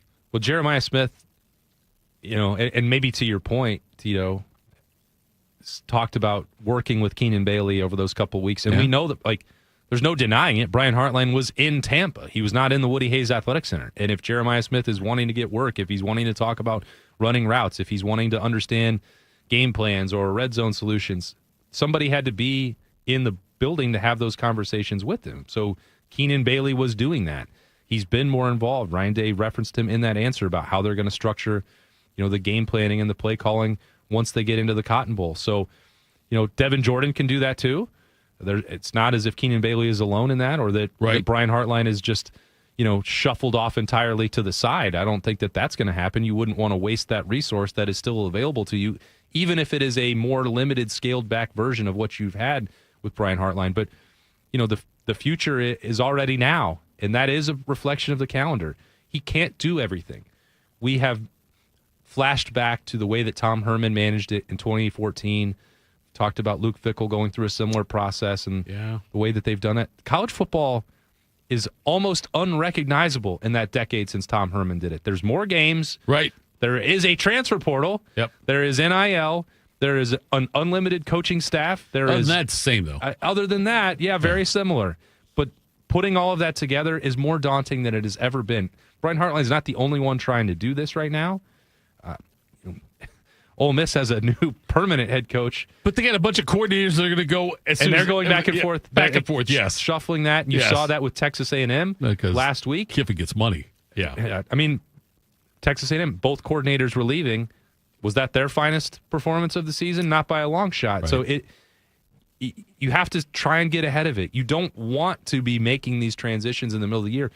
I would love to see the college football playoff, which is really the only quote-unquote governing body that can enforce change. We talked about this with media protocol, which is very low on the list, but when college football is looking for solutions, how can we stop the carousel from spinning? Because athletic directors and presidents aren't going to do it themselves. Right. The College Football Playoff Committee can say, well, we're not going to take teams that don't have their head coach. Right. We're not going to put teams losing both of their coordinators in the field. Or losing the A&M Miami start the season, yes. And you could say, well, that feels like another potential antitrust violation. Well, if you're opting into it and being paid by the committee or being paid by the College Football Playoff, which is separate from the NCAA, so, well, you actually have to agree to our rules or you just don't get in. That's different than the NCAA model. They could bring about some change that way. Will they? I highly doubt it, but I wish they would. Yeah, it'll be interesting to see because the fact that Ryan Day said what he said yesterday, if the offense doesn't perform, it's on Ryan Day. It's on Ryan Day, yeah. Totally. And I'm not opposed to what they're doing with Heartline. As far as it truly is. It feels to me truly ceremonial. It's like, we're not going to fire him. He's not going to leave. So let's just keep riding this out. But, I think that also gives me another level of appreciation for Ryan Day because of what you just said, Tito. He could have avoided any conversation. Yeah. I'm going to call plays. They could have gone into the playoff. He could have said, well, it's collaborative. Brian Hartline's the offensive coordinator. He could have had Brian Hartline talk yesterday. Right. He's going to have to talk next week. We're going to see him during the full team media day on Monday in Dallas. And then he could have come out of the game and said, well, Brian's the offensive coordinator. He got stretched really thin at South Florida. He could have left open the possibility that the blame could have gone to the guy leaving instead of taking it onto his own shoulders as the head coach. I think the accountability, the willingness to do that, I give him more credit for that. Now, it may be uncomfortable if they don't fix the red zone. Sure. And he has to face some of that music himself when he could have avoided that. But that's not what you want the leader of Ohio State to do. So I actually give him, whether it's ceremonial, whether it's necessary, unnecessary, we can all debate about that. I don't think you can deny that Ryan Day has put that pressure squarely on his shoulders again, and that he's not scared to do so, which you shouldn't be if you're making $12 million and you're already a national championship winning head coach. Bring that on. I applaud that from him. Kids would say ain't scared. Coming up, by the way, just so you know, Carpenter going to join us around 7:40. Woo! I know, like that was last minute addition. He heard that Schlegs was texting you late at night. I feel bad. I got to jump in. Honest to God, this is what the text said. I'll read the text to you now. It said, I'll read verbatim from Bobby Carpenter. Hey, since Schlegs bailed, I'll jump on at 7:40. Oh, my. What a guy. That's another one. He doesn't have to do it. He's taking the accountability. That's the guy that puts the name on the front of the jersey. Yeah, it means a hell of a lot more than the back. Ryan Day, Bobby Carpenter, two of the finest Brooks. Americans. the triumvirate. Lou Holtz, yes, that's right. It's ceremonial. Nonetheless, I'm not that putting Lou means Holtz no. Wait, that means tomorrow, or that means next segment. I'm sorry, we've got to do what's got you juice. So get your stuff ready over there. Well, he's making you work. Now we all have to work. Just like tomorrow at 7:20. What are we going to do? That's right. Austin Ward will already be here. I got to play the intro though. Morning juice. Bobby Carpenter here with the Riverside Bank of Dublin Sports Money Report. Every great team starts with a playbook, a plan to move the ball down the field and score. Your business, it's no different. Whether you're expanding, hiring, or upgrading equipment, you need a game plan to make every dollar count. And that's why it's important to have an experienced banking team on your side. Here's Chuck Moore, CEO, and Travis Sanders, President of Riverside Bank of Dublin, on how they help local businesses design their winning playbook. Thanks, Bobby. That's where Riverside Bank excels in our relationships with our clients. Our commercial banking team helps local businesses design winning strategies, from cash flow management to growth financing, so you're ready for every fourth quarter decision. It's important to always have a plan and to never leave your business to chance. If you need help, call an audible with the team that knows your success and our success are closely aligned. Look for our new branch location at Bridge Park in 2026. Tune in every day for the Riverside Bank of Dublin Sports Money Report. Visit their office at 6300 France Road in Dublin or online at riverside.bank. I always tell people I was the luckiest guy in the world. I wanted to be an Army man or a fireman, and I got to do both. As a firefighter, my job was about saving lives. I never thought one day I would be fighting for mine. After spending his career answering the call to save others, Ken was diagnosed with ALS. Now he's facing his biggest battle, for more time. For 70 years, Muscular Dystrophy Association has been answering the call to help people live longer and more independent lives. MDA means to me hope. MDA is leading the way for people living with ALS, muscular dystrophy, and other neuromuscular diseases by accelerating research, advancing care, and advocating to empower families like Ken's. I wouldn't be living as good of a life with ALS if it wasn't for MDA. MDA is helping people live stronger and love longer. Learn more at mda.org today.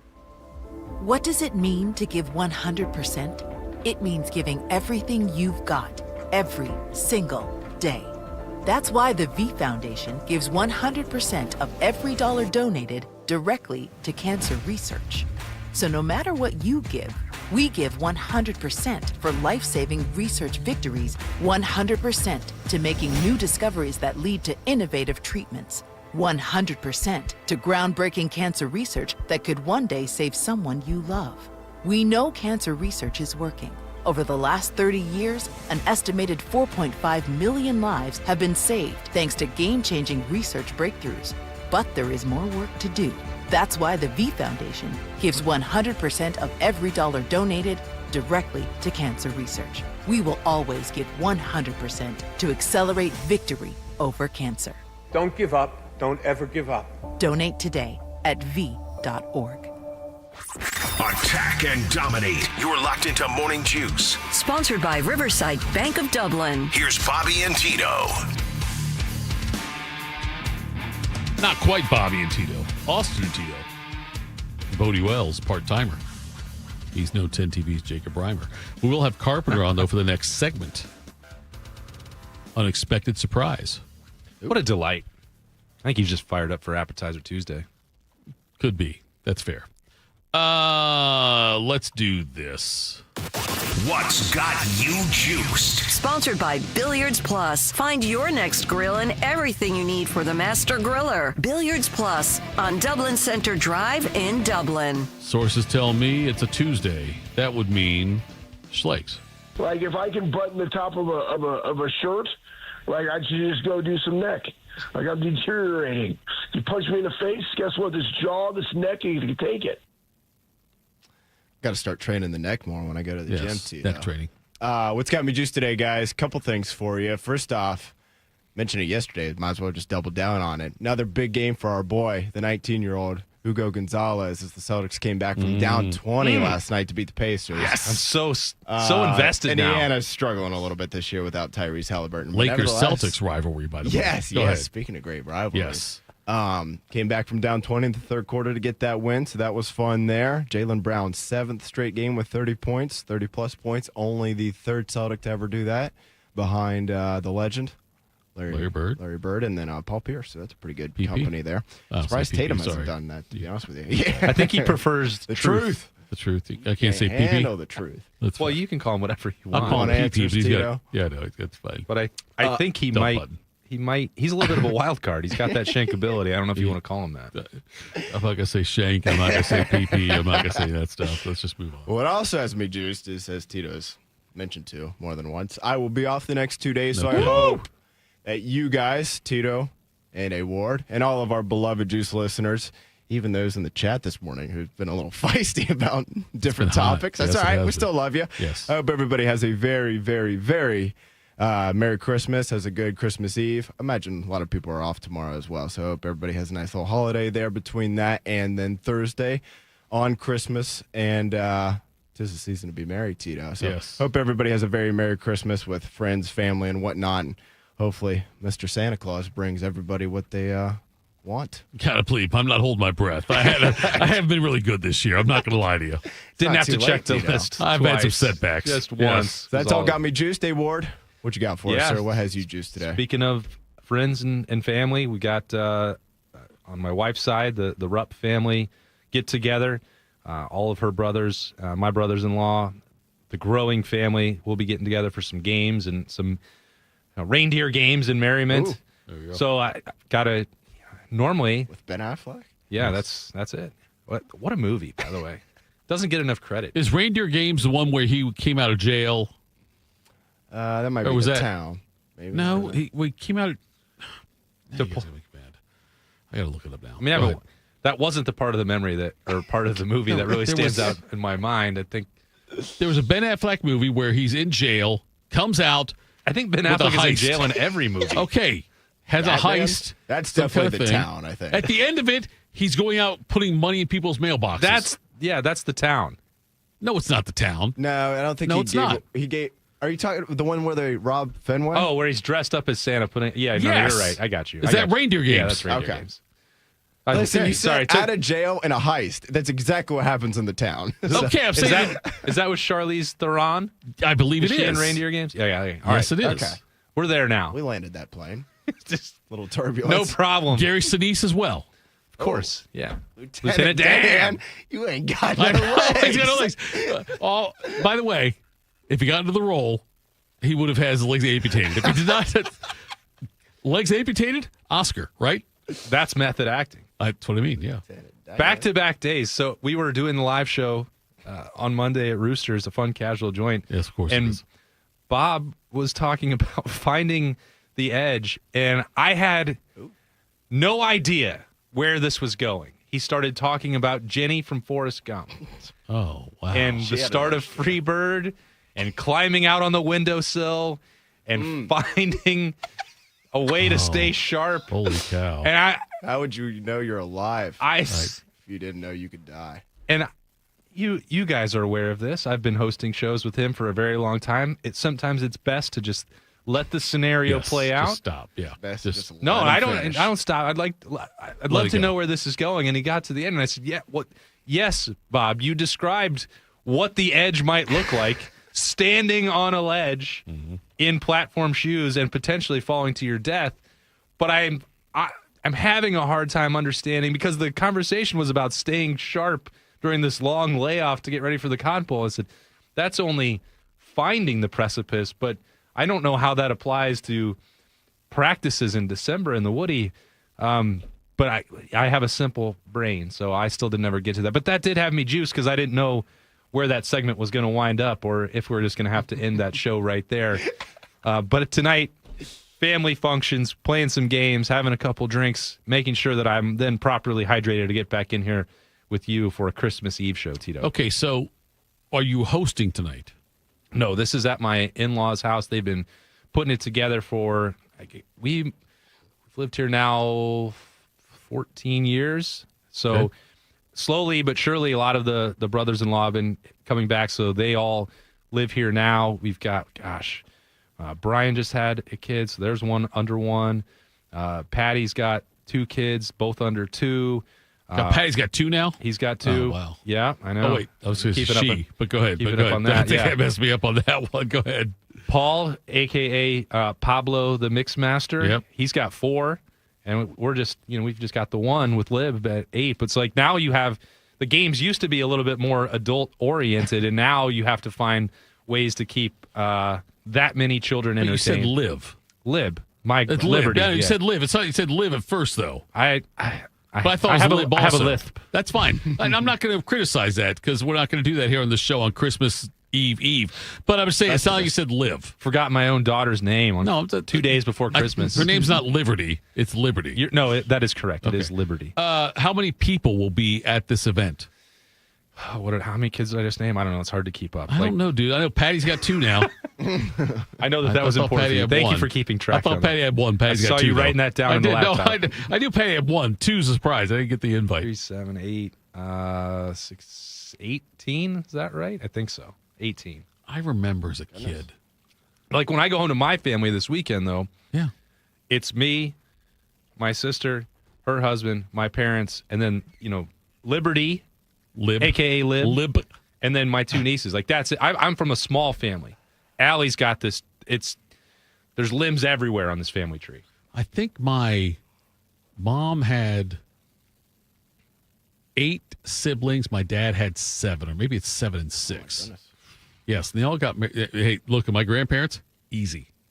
My grandmother's put out. But no, I'm just saying. R.I.P. Good for them. R.I.P. But there's a lot of them. I respect the game. No, there's a lot of them. Yes. But it used to be. Can't do that anymore, Tito. Oh, in this economy, God, no way. Imagine having They that were, many yeah. kids. It was a lot of drinking, smoking, and loose morals. But the Holy Trinity again. No, R.I.P. grandparents, all dead. Anyway, but like Christmases would be huge things, because you think about like 8 kids who got married and had kids. It was insane. Yeah. And so, like, you guys got a football team Yeah, out there. like my mother-in-law, I think she's... Philip Rivers says, hold my beer. He said, yeah, you Or want we to said see... hold my beer to them, yeah. And, but also... Yes. Philip Rivers' wife, wow. Great effort from her. But... Effort's not the word I look for, but go ahead. I always mess up. I think my mother-in-law is one of like 9 children. Right. So then when I talk about that family tree, just going all over the place, Thanksgiving, 4th of July, Christmas holidays, like, I don't know how you have the time for it. And I didn't grow up with that. It's like, we do one thing and that's it. And like a couple of I didn't even know a couple of my grandparents. They were dead before I was born. So like, it was always really straightforward for us. So I'm learning still. We've been married for 14 years. Hope I got that right. God, I'm telling you, if you got that wrong, I know. Don't say the years if you don't know. There's no way Just say Allie's a long listening to the show. time. There's no way she's listening I'm to this texting show. her. Oh, okay. Well, Go ahead.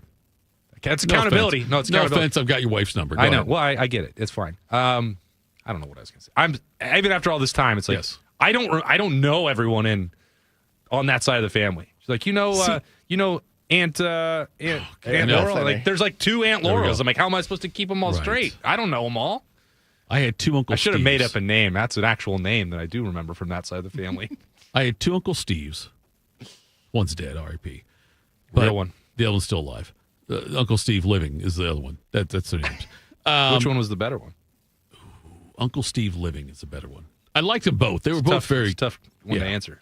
Uncle Steve Living, though, because he's living, he can listen. Anyway, Uncle Steve dead. He might be listening, but I don't know. I don't know if they have YouTube up there or wherever he is. Anyway, but yeah, I remember so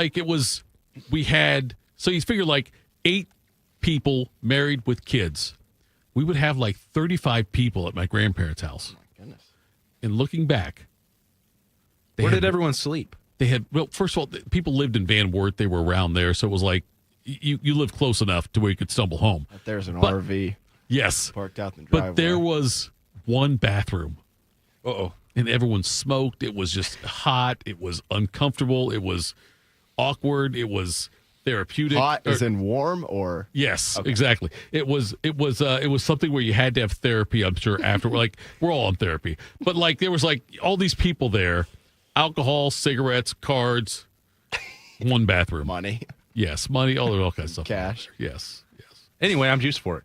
I remember one time, my grandfather left with $10 to go down to the bar to get a drink, and came back with $20. And that was a big family drama. How did you come back with more money? Don't worry about it. I know. I'd love to know that story. It's I don't know the answer to it still, and they're all dead. Anyway, life's greatest mystery. Yes, turning 10 into a 20. Yes. All right. Listen, that's what he said. We normally do something with Schlegs, who's not here. So let's do this. We will do at the break here. Caller number. We're going to miss the boat and say call number 78. But I'm not going to do it. Caller number 2, 614-821-1460. Call in now. Get the $50 gift card to Roosters. Today's appetizer, by the way, is the fried pickles. Pickles cut, breaded, and fried in delicious chips. Served with Roosters homemade ranch dressing. We think they're a big deal. Deal. There it is. Calling for that. Bobby Carpenter joins us next. Morning Juice. We asked parents who adopted teens to share their journey. Nathan has taught me to embrace the moment. Age-wise, I'm in my late 60s. I'm old enough to be his grandfather. Will he be embarrassed to acknowledge me as his dad? I think the most important thing we can do is let them know that they're safe, that they're valued and cared for and loved, and that they're important. I knew I wanted to be adopted by him because of how he taught me to be the person who I am today. And it's coming from a dad that didn't expect to become a dad. And I feel very proud to be his son. I was what he needed, and he was what I needed. Every day is full of new opportunities. That's what it's been about, realizing the simple things that it takes to make such a huge difference in these kids' lives. Learn about adopting a teen from foster care at adoptuskids.org. Brought to you by Adopt U.S. Kids, the U.S. Department of Health and Human Services, and the Ad Council. Hey there, Jane Lynch here. You want to hear something funny? Too bad. You want to hear something uplifting that will inspire you? Good.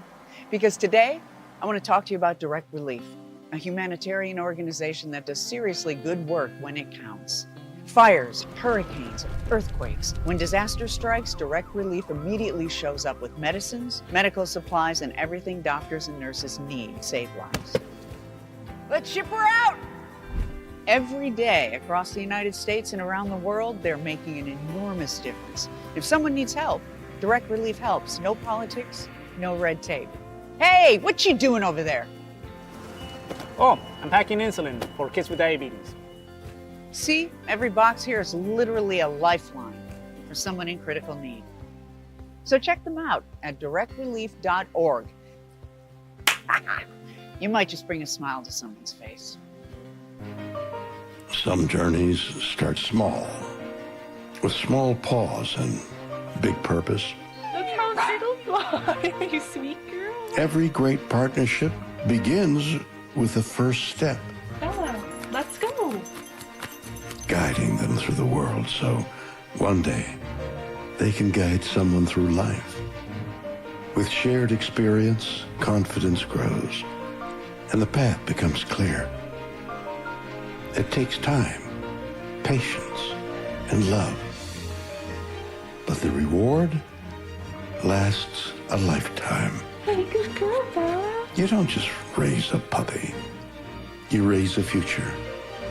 Become a Dogs Inc. puppy raiser. Give a dog a purpose. Give someone hope. Learn more at dogsinc.org. Bobby's knees hurt from doing battle with some of football's toughest warriors. Tito's knees hurt from begging Bobby to let him host this show. Oh, pick me! Oh, I know, me! This is Morning Juice. Morning Juice, final segment of the program. Tito, Austin Ward, Bodie Wells. Look at this. Oh, my. This is dangerous. I don't feel good about this. I feel great about it. You do? Yeah. Bobby Carpenter joining us. I don't know where he is. He's the ultimate multitasker. Look at this guy. Bobby, good morning. How are you, my friend?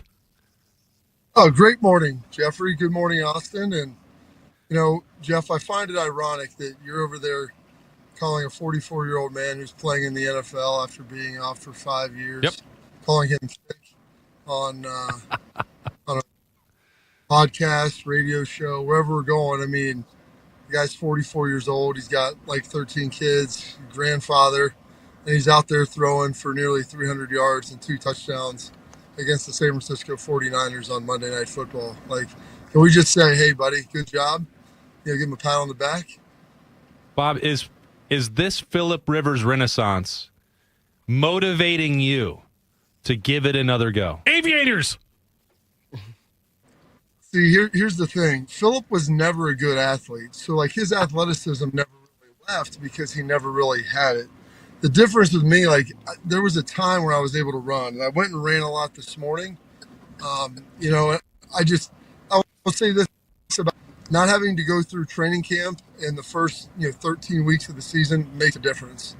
Like, when you're trying to go through a whole thing, like, I could probably go play a game poorly and handle it. The thing is, I don't know if I could play a second. I don't know if I could get to practice again. So that's the problem. But it does motivate me to stay in shape. My goal is to still be like a functional athlete at 45 years old. So I got a couple years left to be able to do that. Bob, it was awkward for me because my wife last night, we had a conversation about this Phillip Rivers thing, and she's like, he looks bigger than he was when he played. And I said, yeah, he's a little bigger. Yeah, but he looks like a lot bigger. And she said, not many people can do that. She said, Bobby could probably do it, though he stays in shape. And I felt very emasculated at that point. Well, listen, it's a function of choice, Jeff. I mean, we have options in life. There's things that we value, what we gain utility from. I mean, I woke up this morning, listened to you guys. I was driving in for about the first 5 minutes, got my little workout in, and listened after Schleg's bailed on you, which I should have gave you a heads up. He was in Texas and probably not willing to do that, to wake up even earlier, given the fact that he has a hard time waking up on Eastern time at 7 o'clock to be able to do the show. So, yeah, I want to pop up here and be able to get that done, but I'm choosing to go get a workout in. And, I had to cut I'm going to have to go back and get a cold tub before practice. I had to cut it short for you guys so I could hop on here with you. Because I didn't think doing the V-Mix from the cold tub was going to be truly appropriate. Hot, I had no idea who. Oh, yeah. I mean, it would have been fine with you. Yes. But nobody else maybe would have signed on for that. Well, I don't know who would have been in there, and there's always guys in there. They're on their iPads watching film and different things. I don't know. Just catching some strays in the background.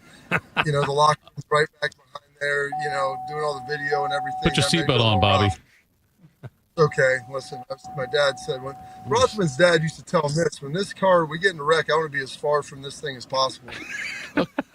So, Bob, wait, is anybody ever naked in the cold tub? No, well, I will tell you, okay, this is a pretty good story. Only Bob. Not at Ohio State. Okay. I will put it on so it doesn't beep again. When I was playing in Dallas, Bill Parcells would come get in the hot and cold tubs with us.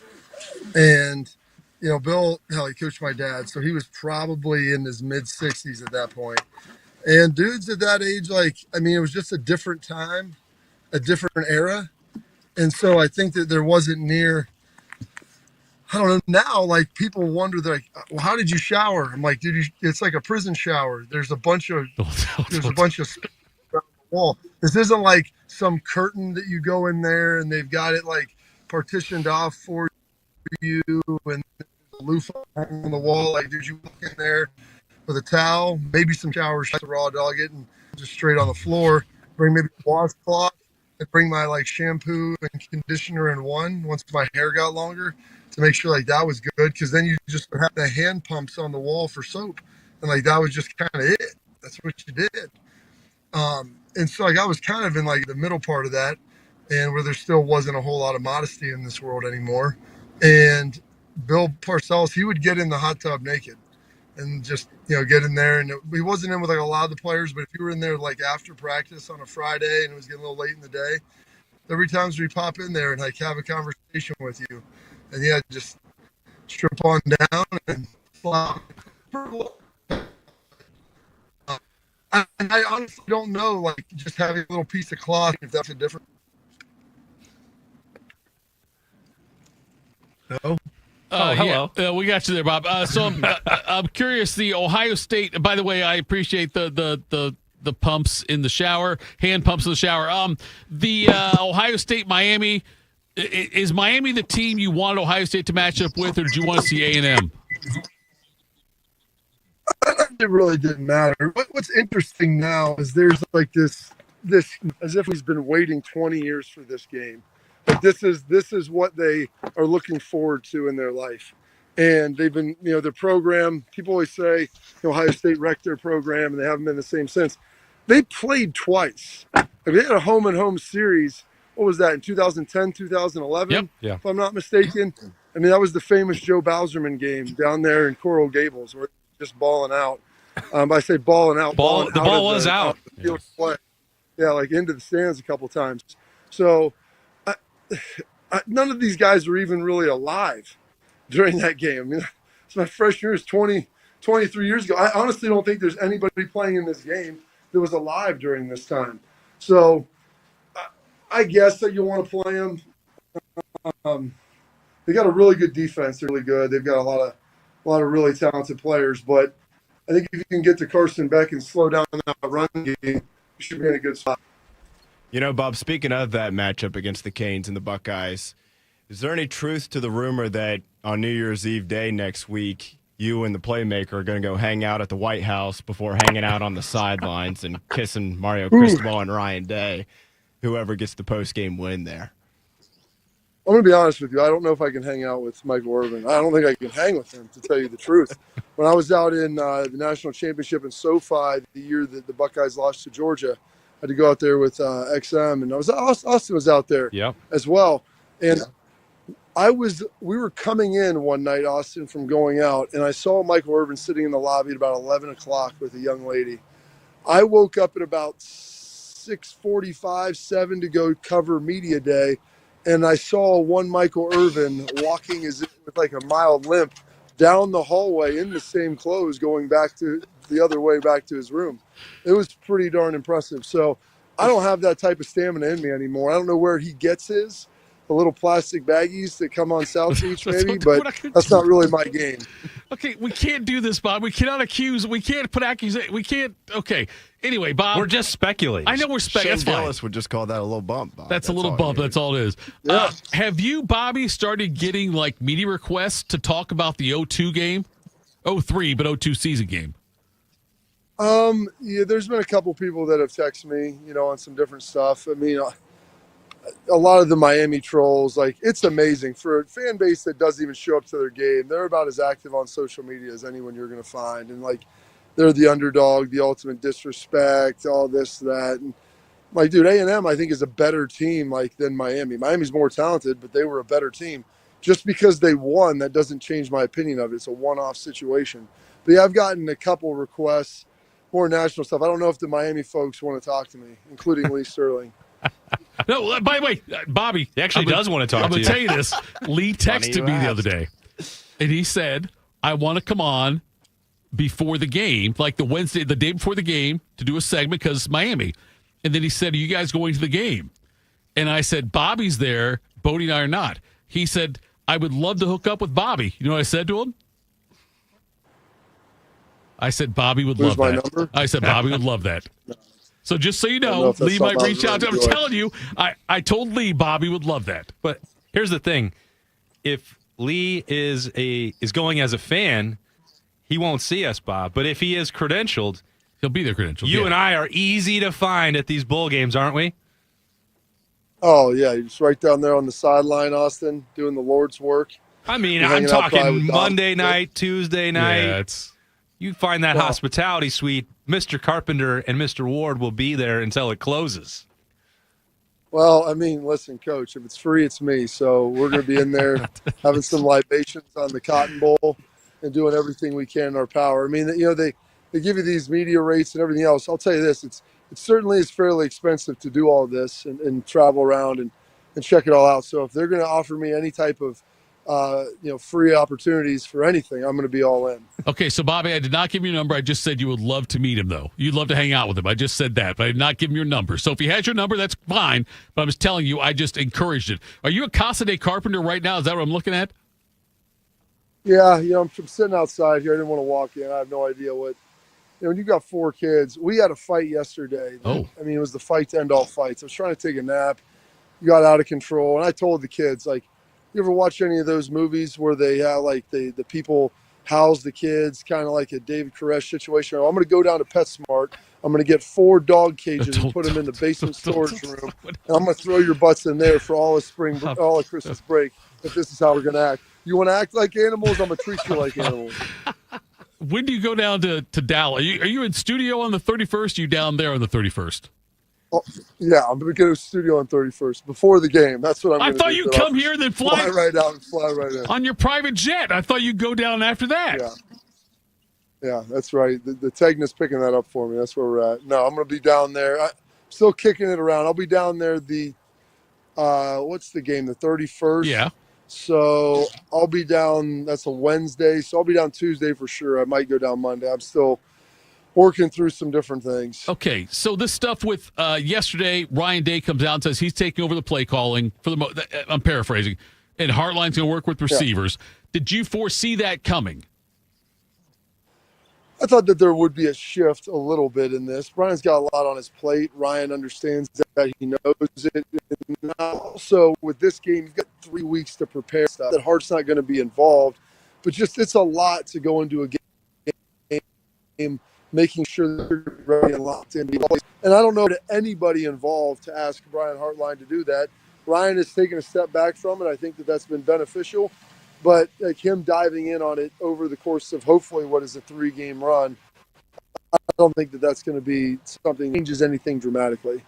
Bob, I mentioned this to Tito. I hadn't really thought about it yesterday in real time, but Ryan Day could have easily obfuscated. He could have not answered directly. He could say, well, we've always called this collaboratively. It's not going to be just one voice. It's going to be this. Instead, he took that pressure on his shoulders where he could have avoided that. He could have opened up the door that people could have blamed Brian Hartline if things went wrong. And I'm not saying that anybody would have wanted that outcome, but I actually, this is another example to me where I think Ryan Day is doing something where he didn't have to, that reflects really strong leadership. I think it does. And this is him now that you've seen a guy that's won a national championship, that's been a head coach for nearly a decade at one of the most powerful programs in the country, and finding who you are, understanding how to take ownership, how to be a leader, how to make sure that that's what leaders do. I mean, you look in the mirror for blame, you look out the window for credit. And so he always said, I've always been the play caller. You're the head coach. You always have ultimate veto power. So and I'm sure most of the time, it's like, hey, the good plays are other people's, the bad plays are mine. And I think that there's a big part of that with Ryan. The mistakes are his. He's going to try to take that off everyone else's plate and just give them some freedom to be able to go out there and do what they need to do. But, him putting that ownership on him. So if something does go wrong, not everybody's, Hartline was half in. Why was he not doing this? Okay, well, we're just going to eliminate that. And Brian's still, I'm sure, going to have a huge say in what is ultimately going on in the planning and preparation. But yeah, this is Ryan as, the confident head coach that usually guys arrive at Ohio State like this. His route was a little bit unique, taking over as an assistant coach and now finding himself here. And I think the national championship last year obviously gave him a lot of confidence in that. Bobby, a Merry Christmas to you and your family. A very Merry Christmas to Cullen, my favorite carpenter. Make sure you pass it on to him, please. I don't have a cell phone number anymore. He blocked me. He was the leader of the dog cage. No, He's the leader of the dog cage rebellion right there. I refuse to believe anything negative about him. I'm going to get him some little bowls or maybe those little things the hamsters eat the water off of, or kind of lick on that thing. They're lucky I'll even play some music down there for them. Merry Christmas, brother. We'll talk again soon. Thank you. Merry Christmas, guys. There we go. It's Bobby Carpenter joining us there unexpectedly and always surprisingly wonderful. He made it safely back from the Woody. That ride could have got a little hairy. It could have, yes. Somebody in the chat said they love the gingerbread inflatable in the background. I know that thing was just hanging up there on the roof. That was awesome. Bobby goes all out for decorations for holidays. His Halloween game is... Well, he's never going to get shortchanged on a holiday celebration. You're right, he won't, yeah. The way you do some things is the way you do everything, Tito. Listen, the fact that he was so shocked I asked if he's working here New Year's Day and then flying down. It's a night game, and he's got connections. He does. I'm telling you, it's like, that wasn't an odd question. I thought that was... Well... I thought it was fair. Thank you. Bobby and I have to be at the Cotton Bowl Classic Crawl on Tuesday night. So what is that? Part of the Cotton Bowl has always been one of the best, most accommodating bowl games. They pride themselves on it. All right. Well, now it's a shrinking window that they can actually roll out the carpet for us. So one of the things that they added is like in this area where the media hotel is in Las Colinas, it's sort of like being at Easton, right? Or, there's a bunch of bars, restaurants, some shopping, and then they just created this crawl where we go from bar to bar and restaurant to restaurant, and they give us these wonderful gifts. Like last year we got a stocking hat, beanie, Cotton Bowl Classic hats. Like we just, instead of just staying in the hospitality suite, they let us go and they pick up the tab at these other bars and restaurants. So we can't miss that. That's just a media function that's required. You people. Thanks so much for tuning in today. Merry Christmas, Bodie. I know I won't see you again until after the holiday, but you've been great. Tito. I appreciate it. Part-timer. I should say not say the whole thing because you're part-time. Austin and I are back tomorrow. We will be with Big Mo. Thank you to Bobby for joining us. Folks,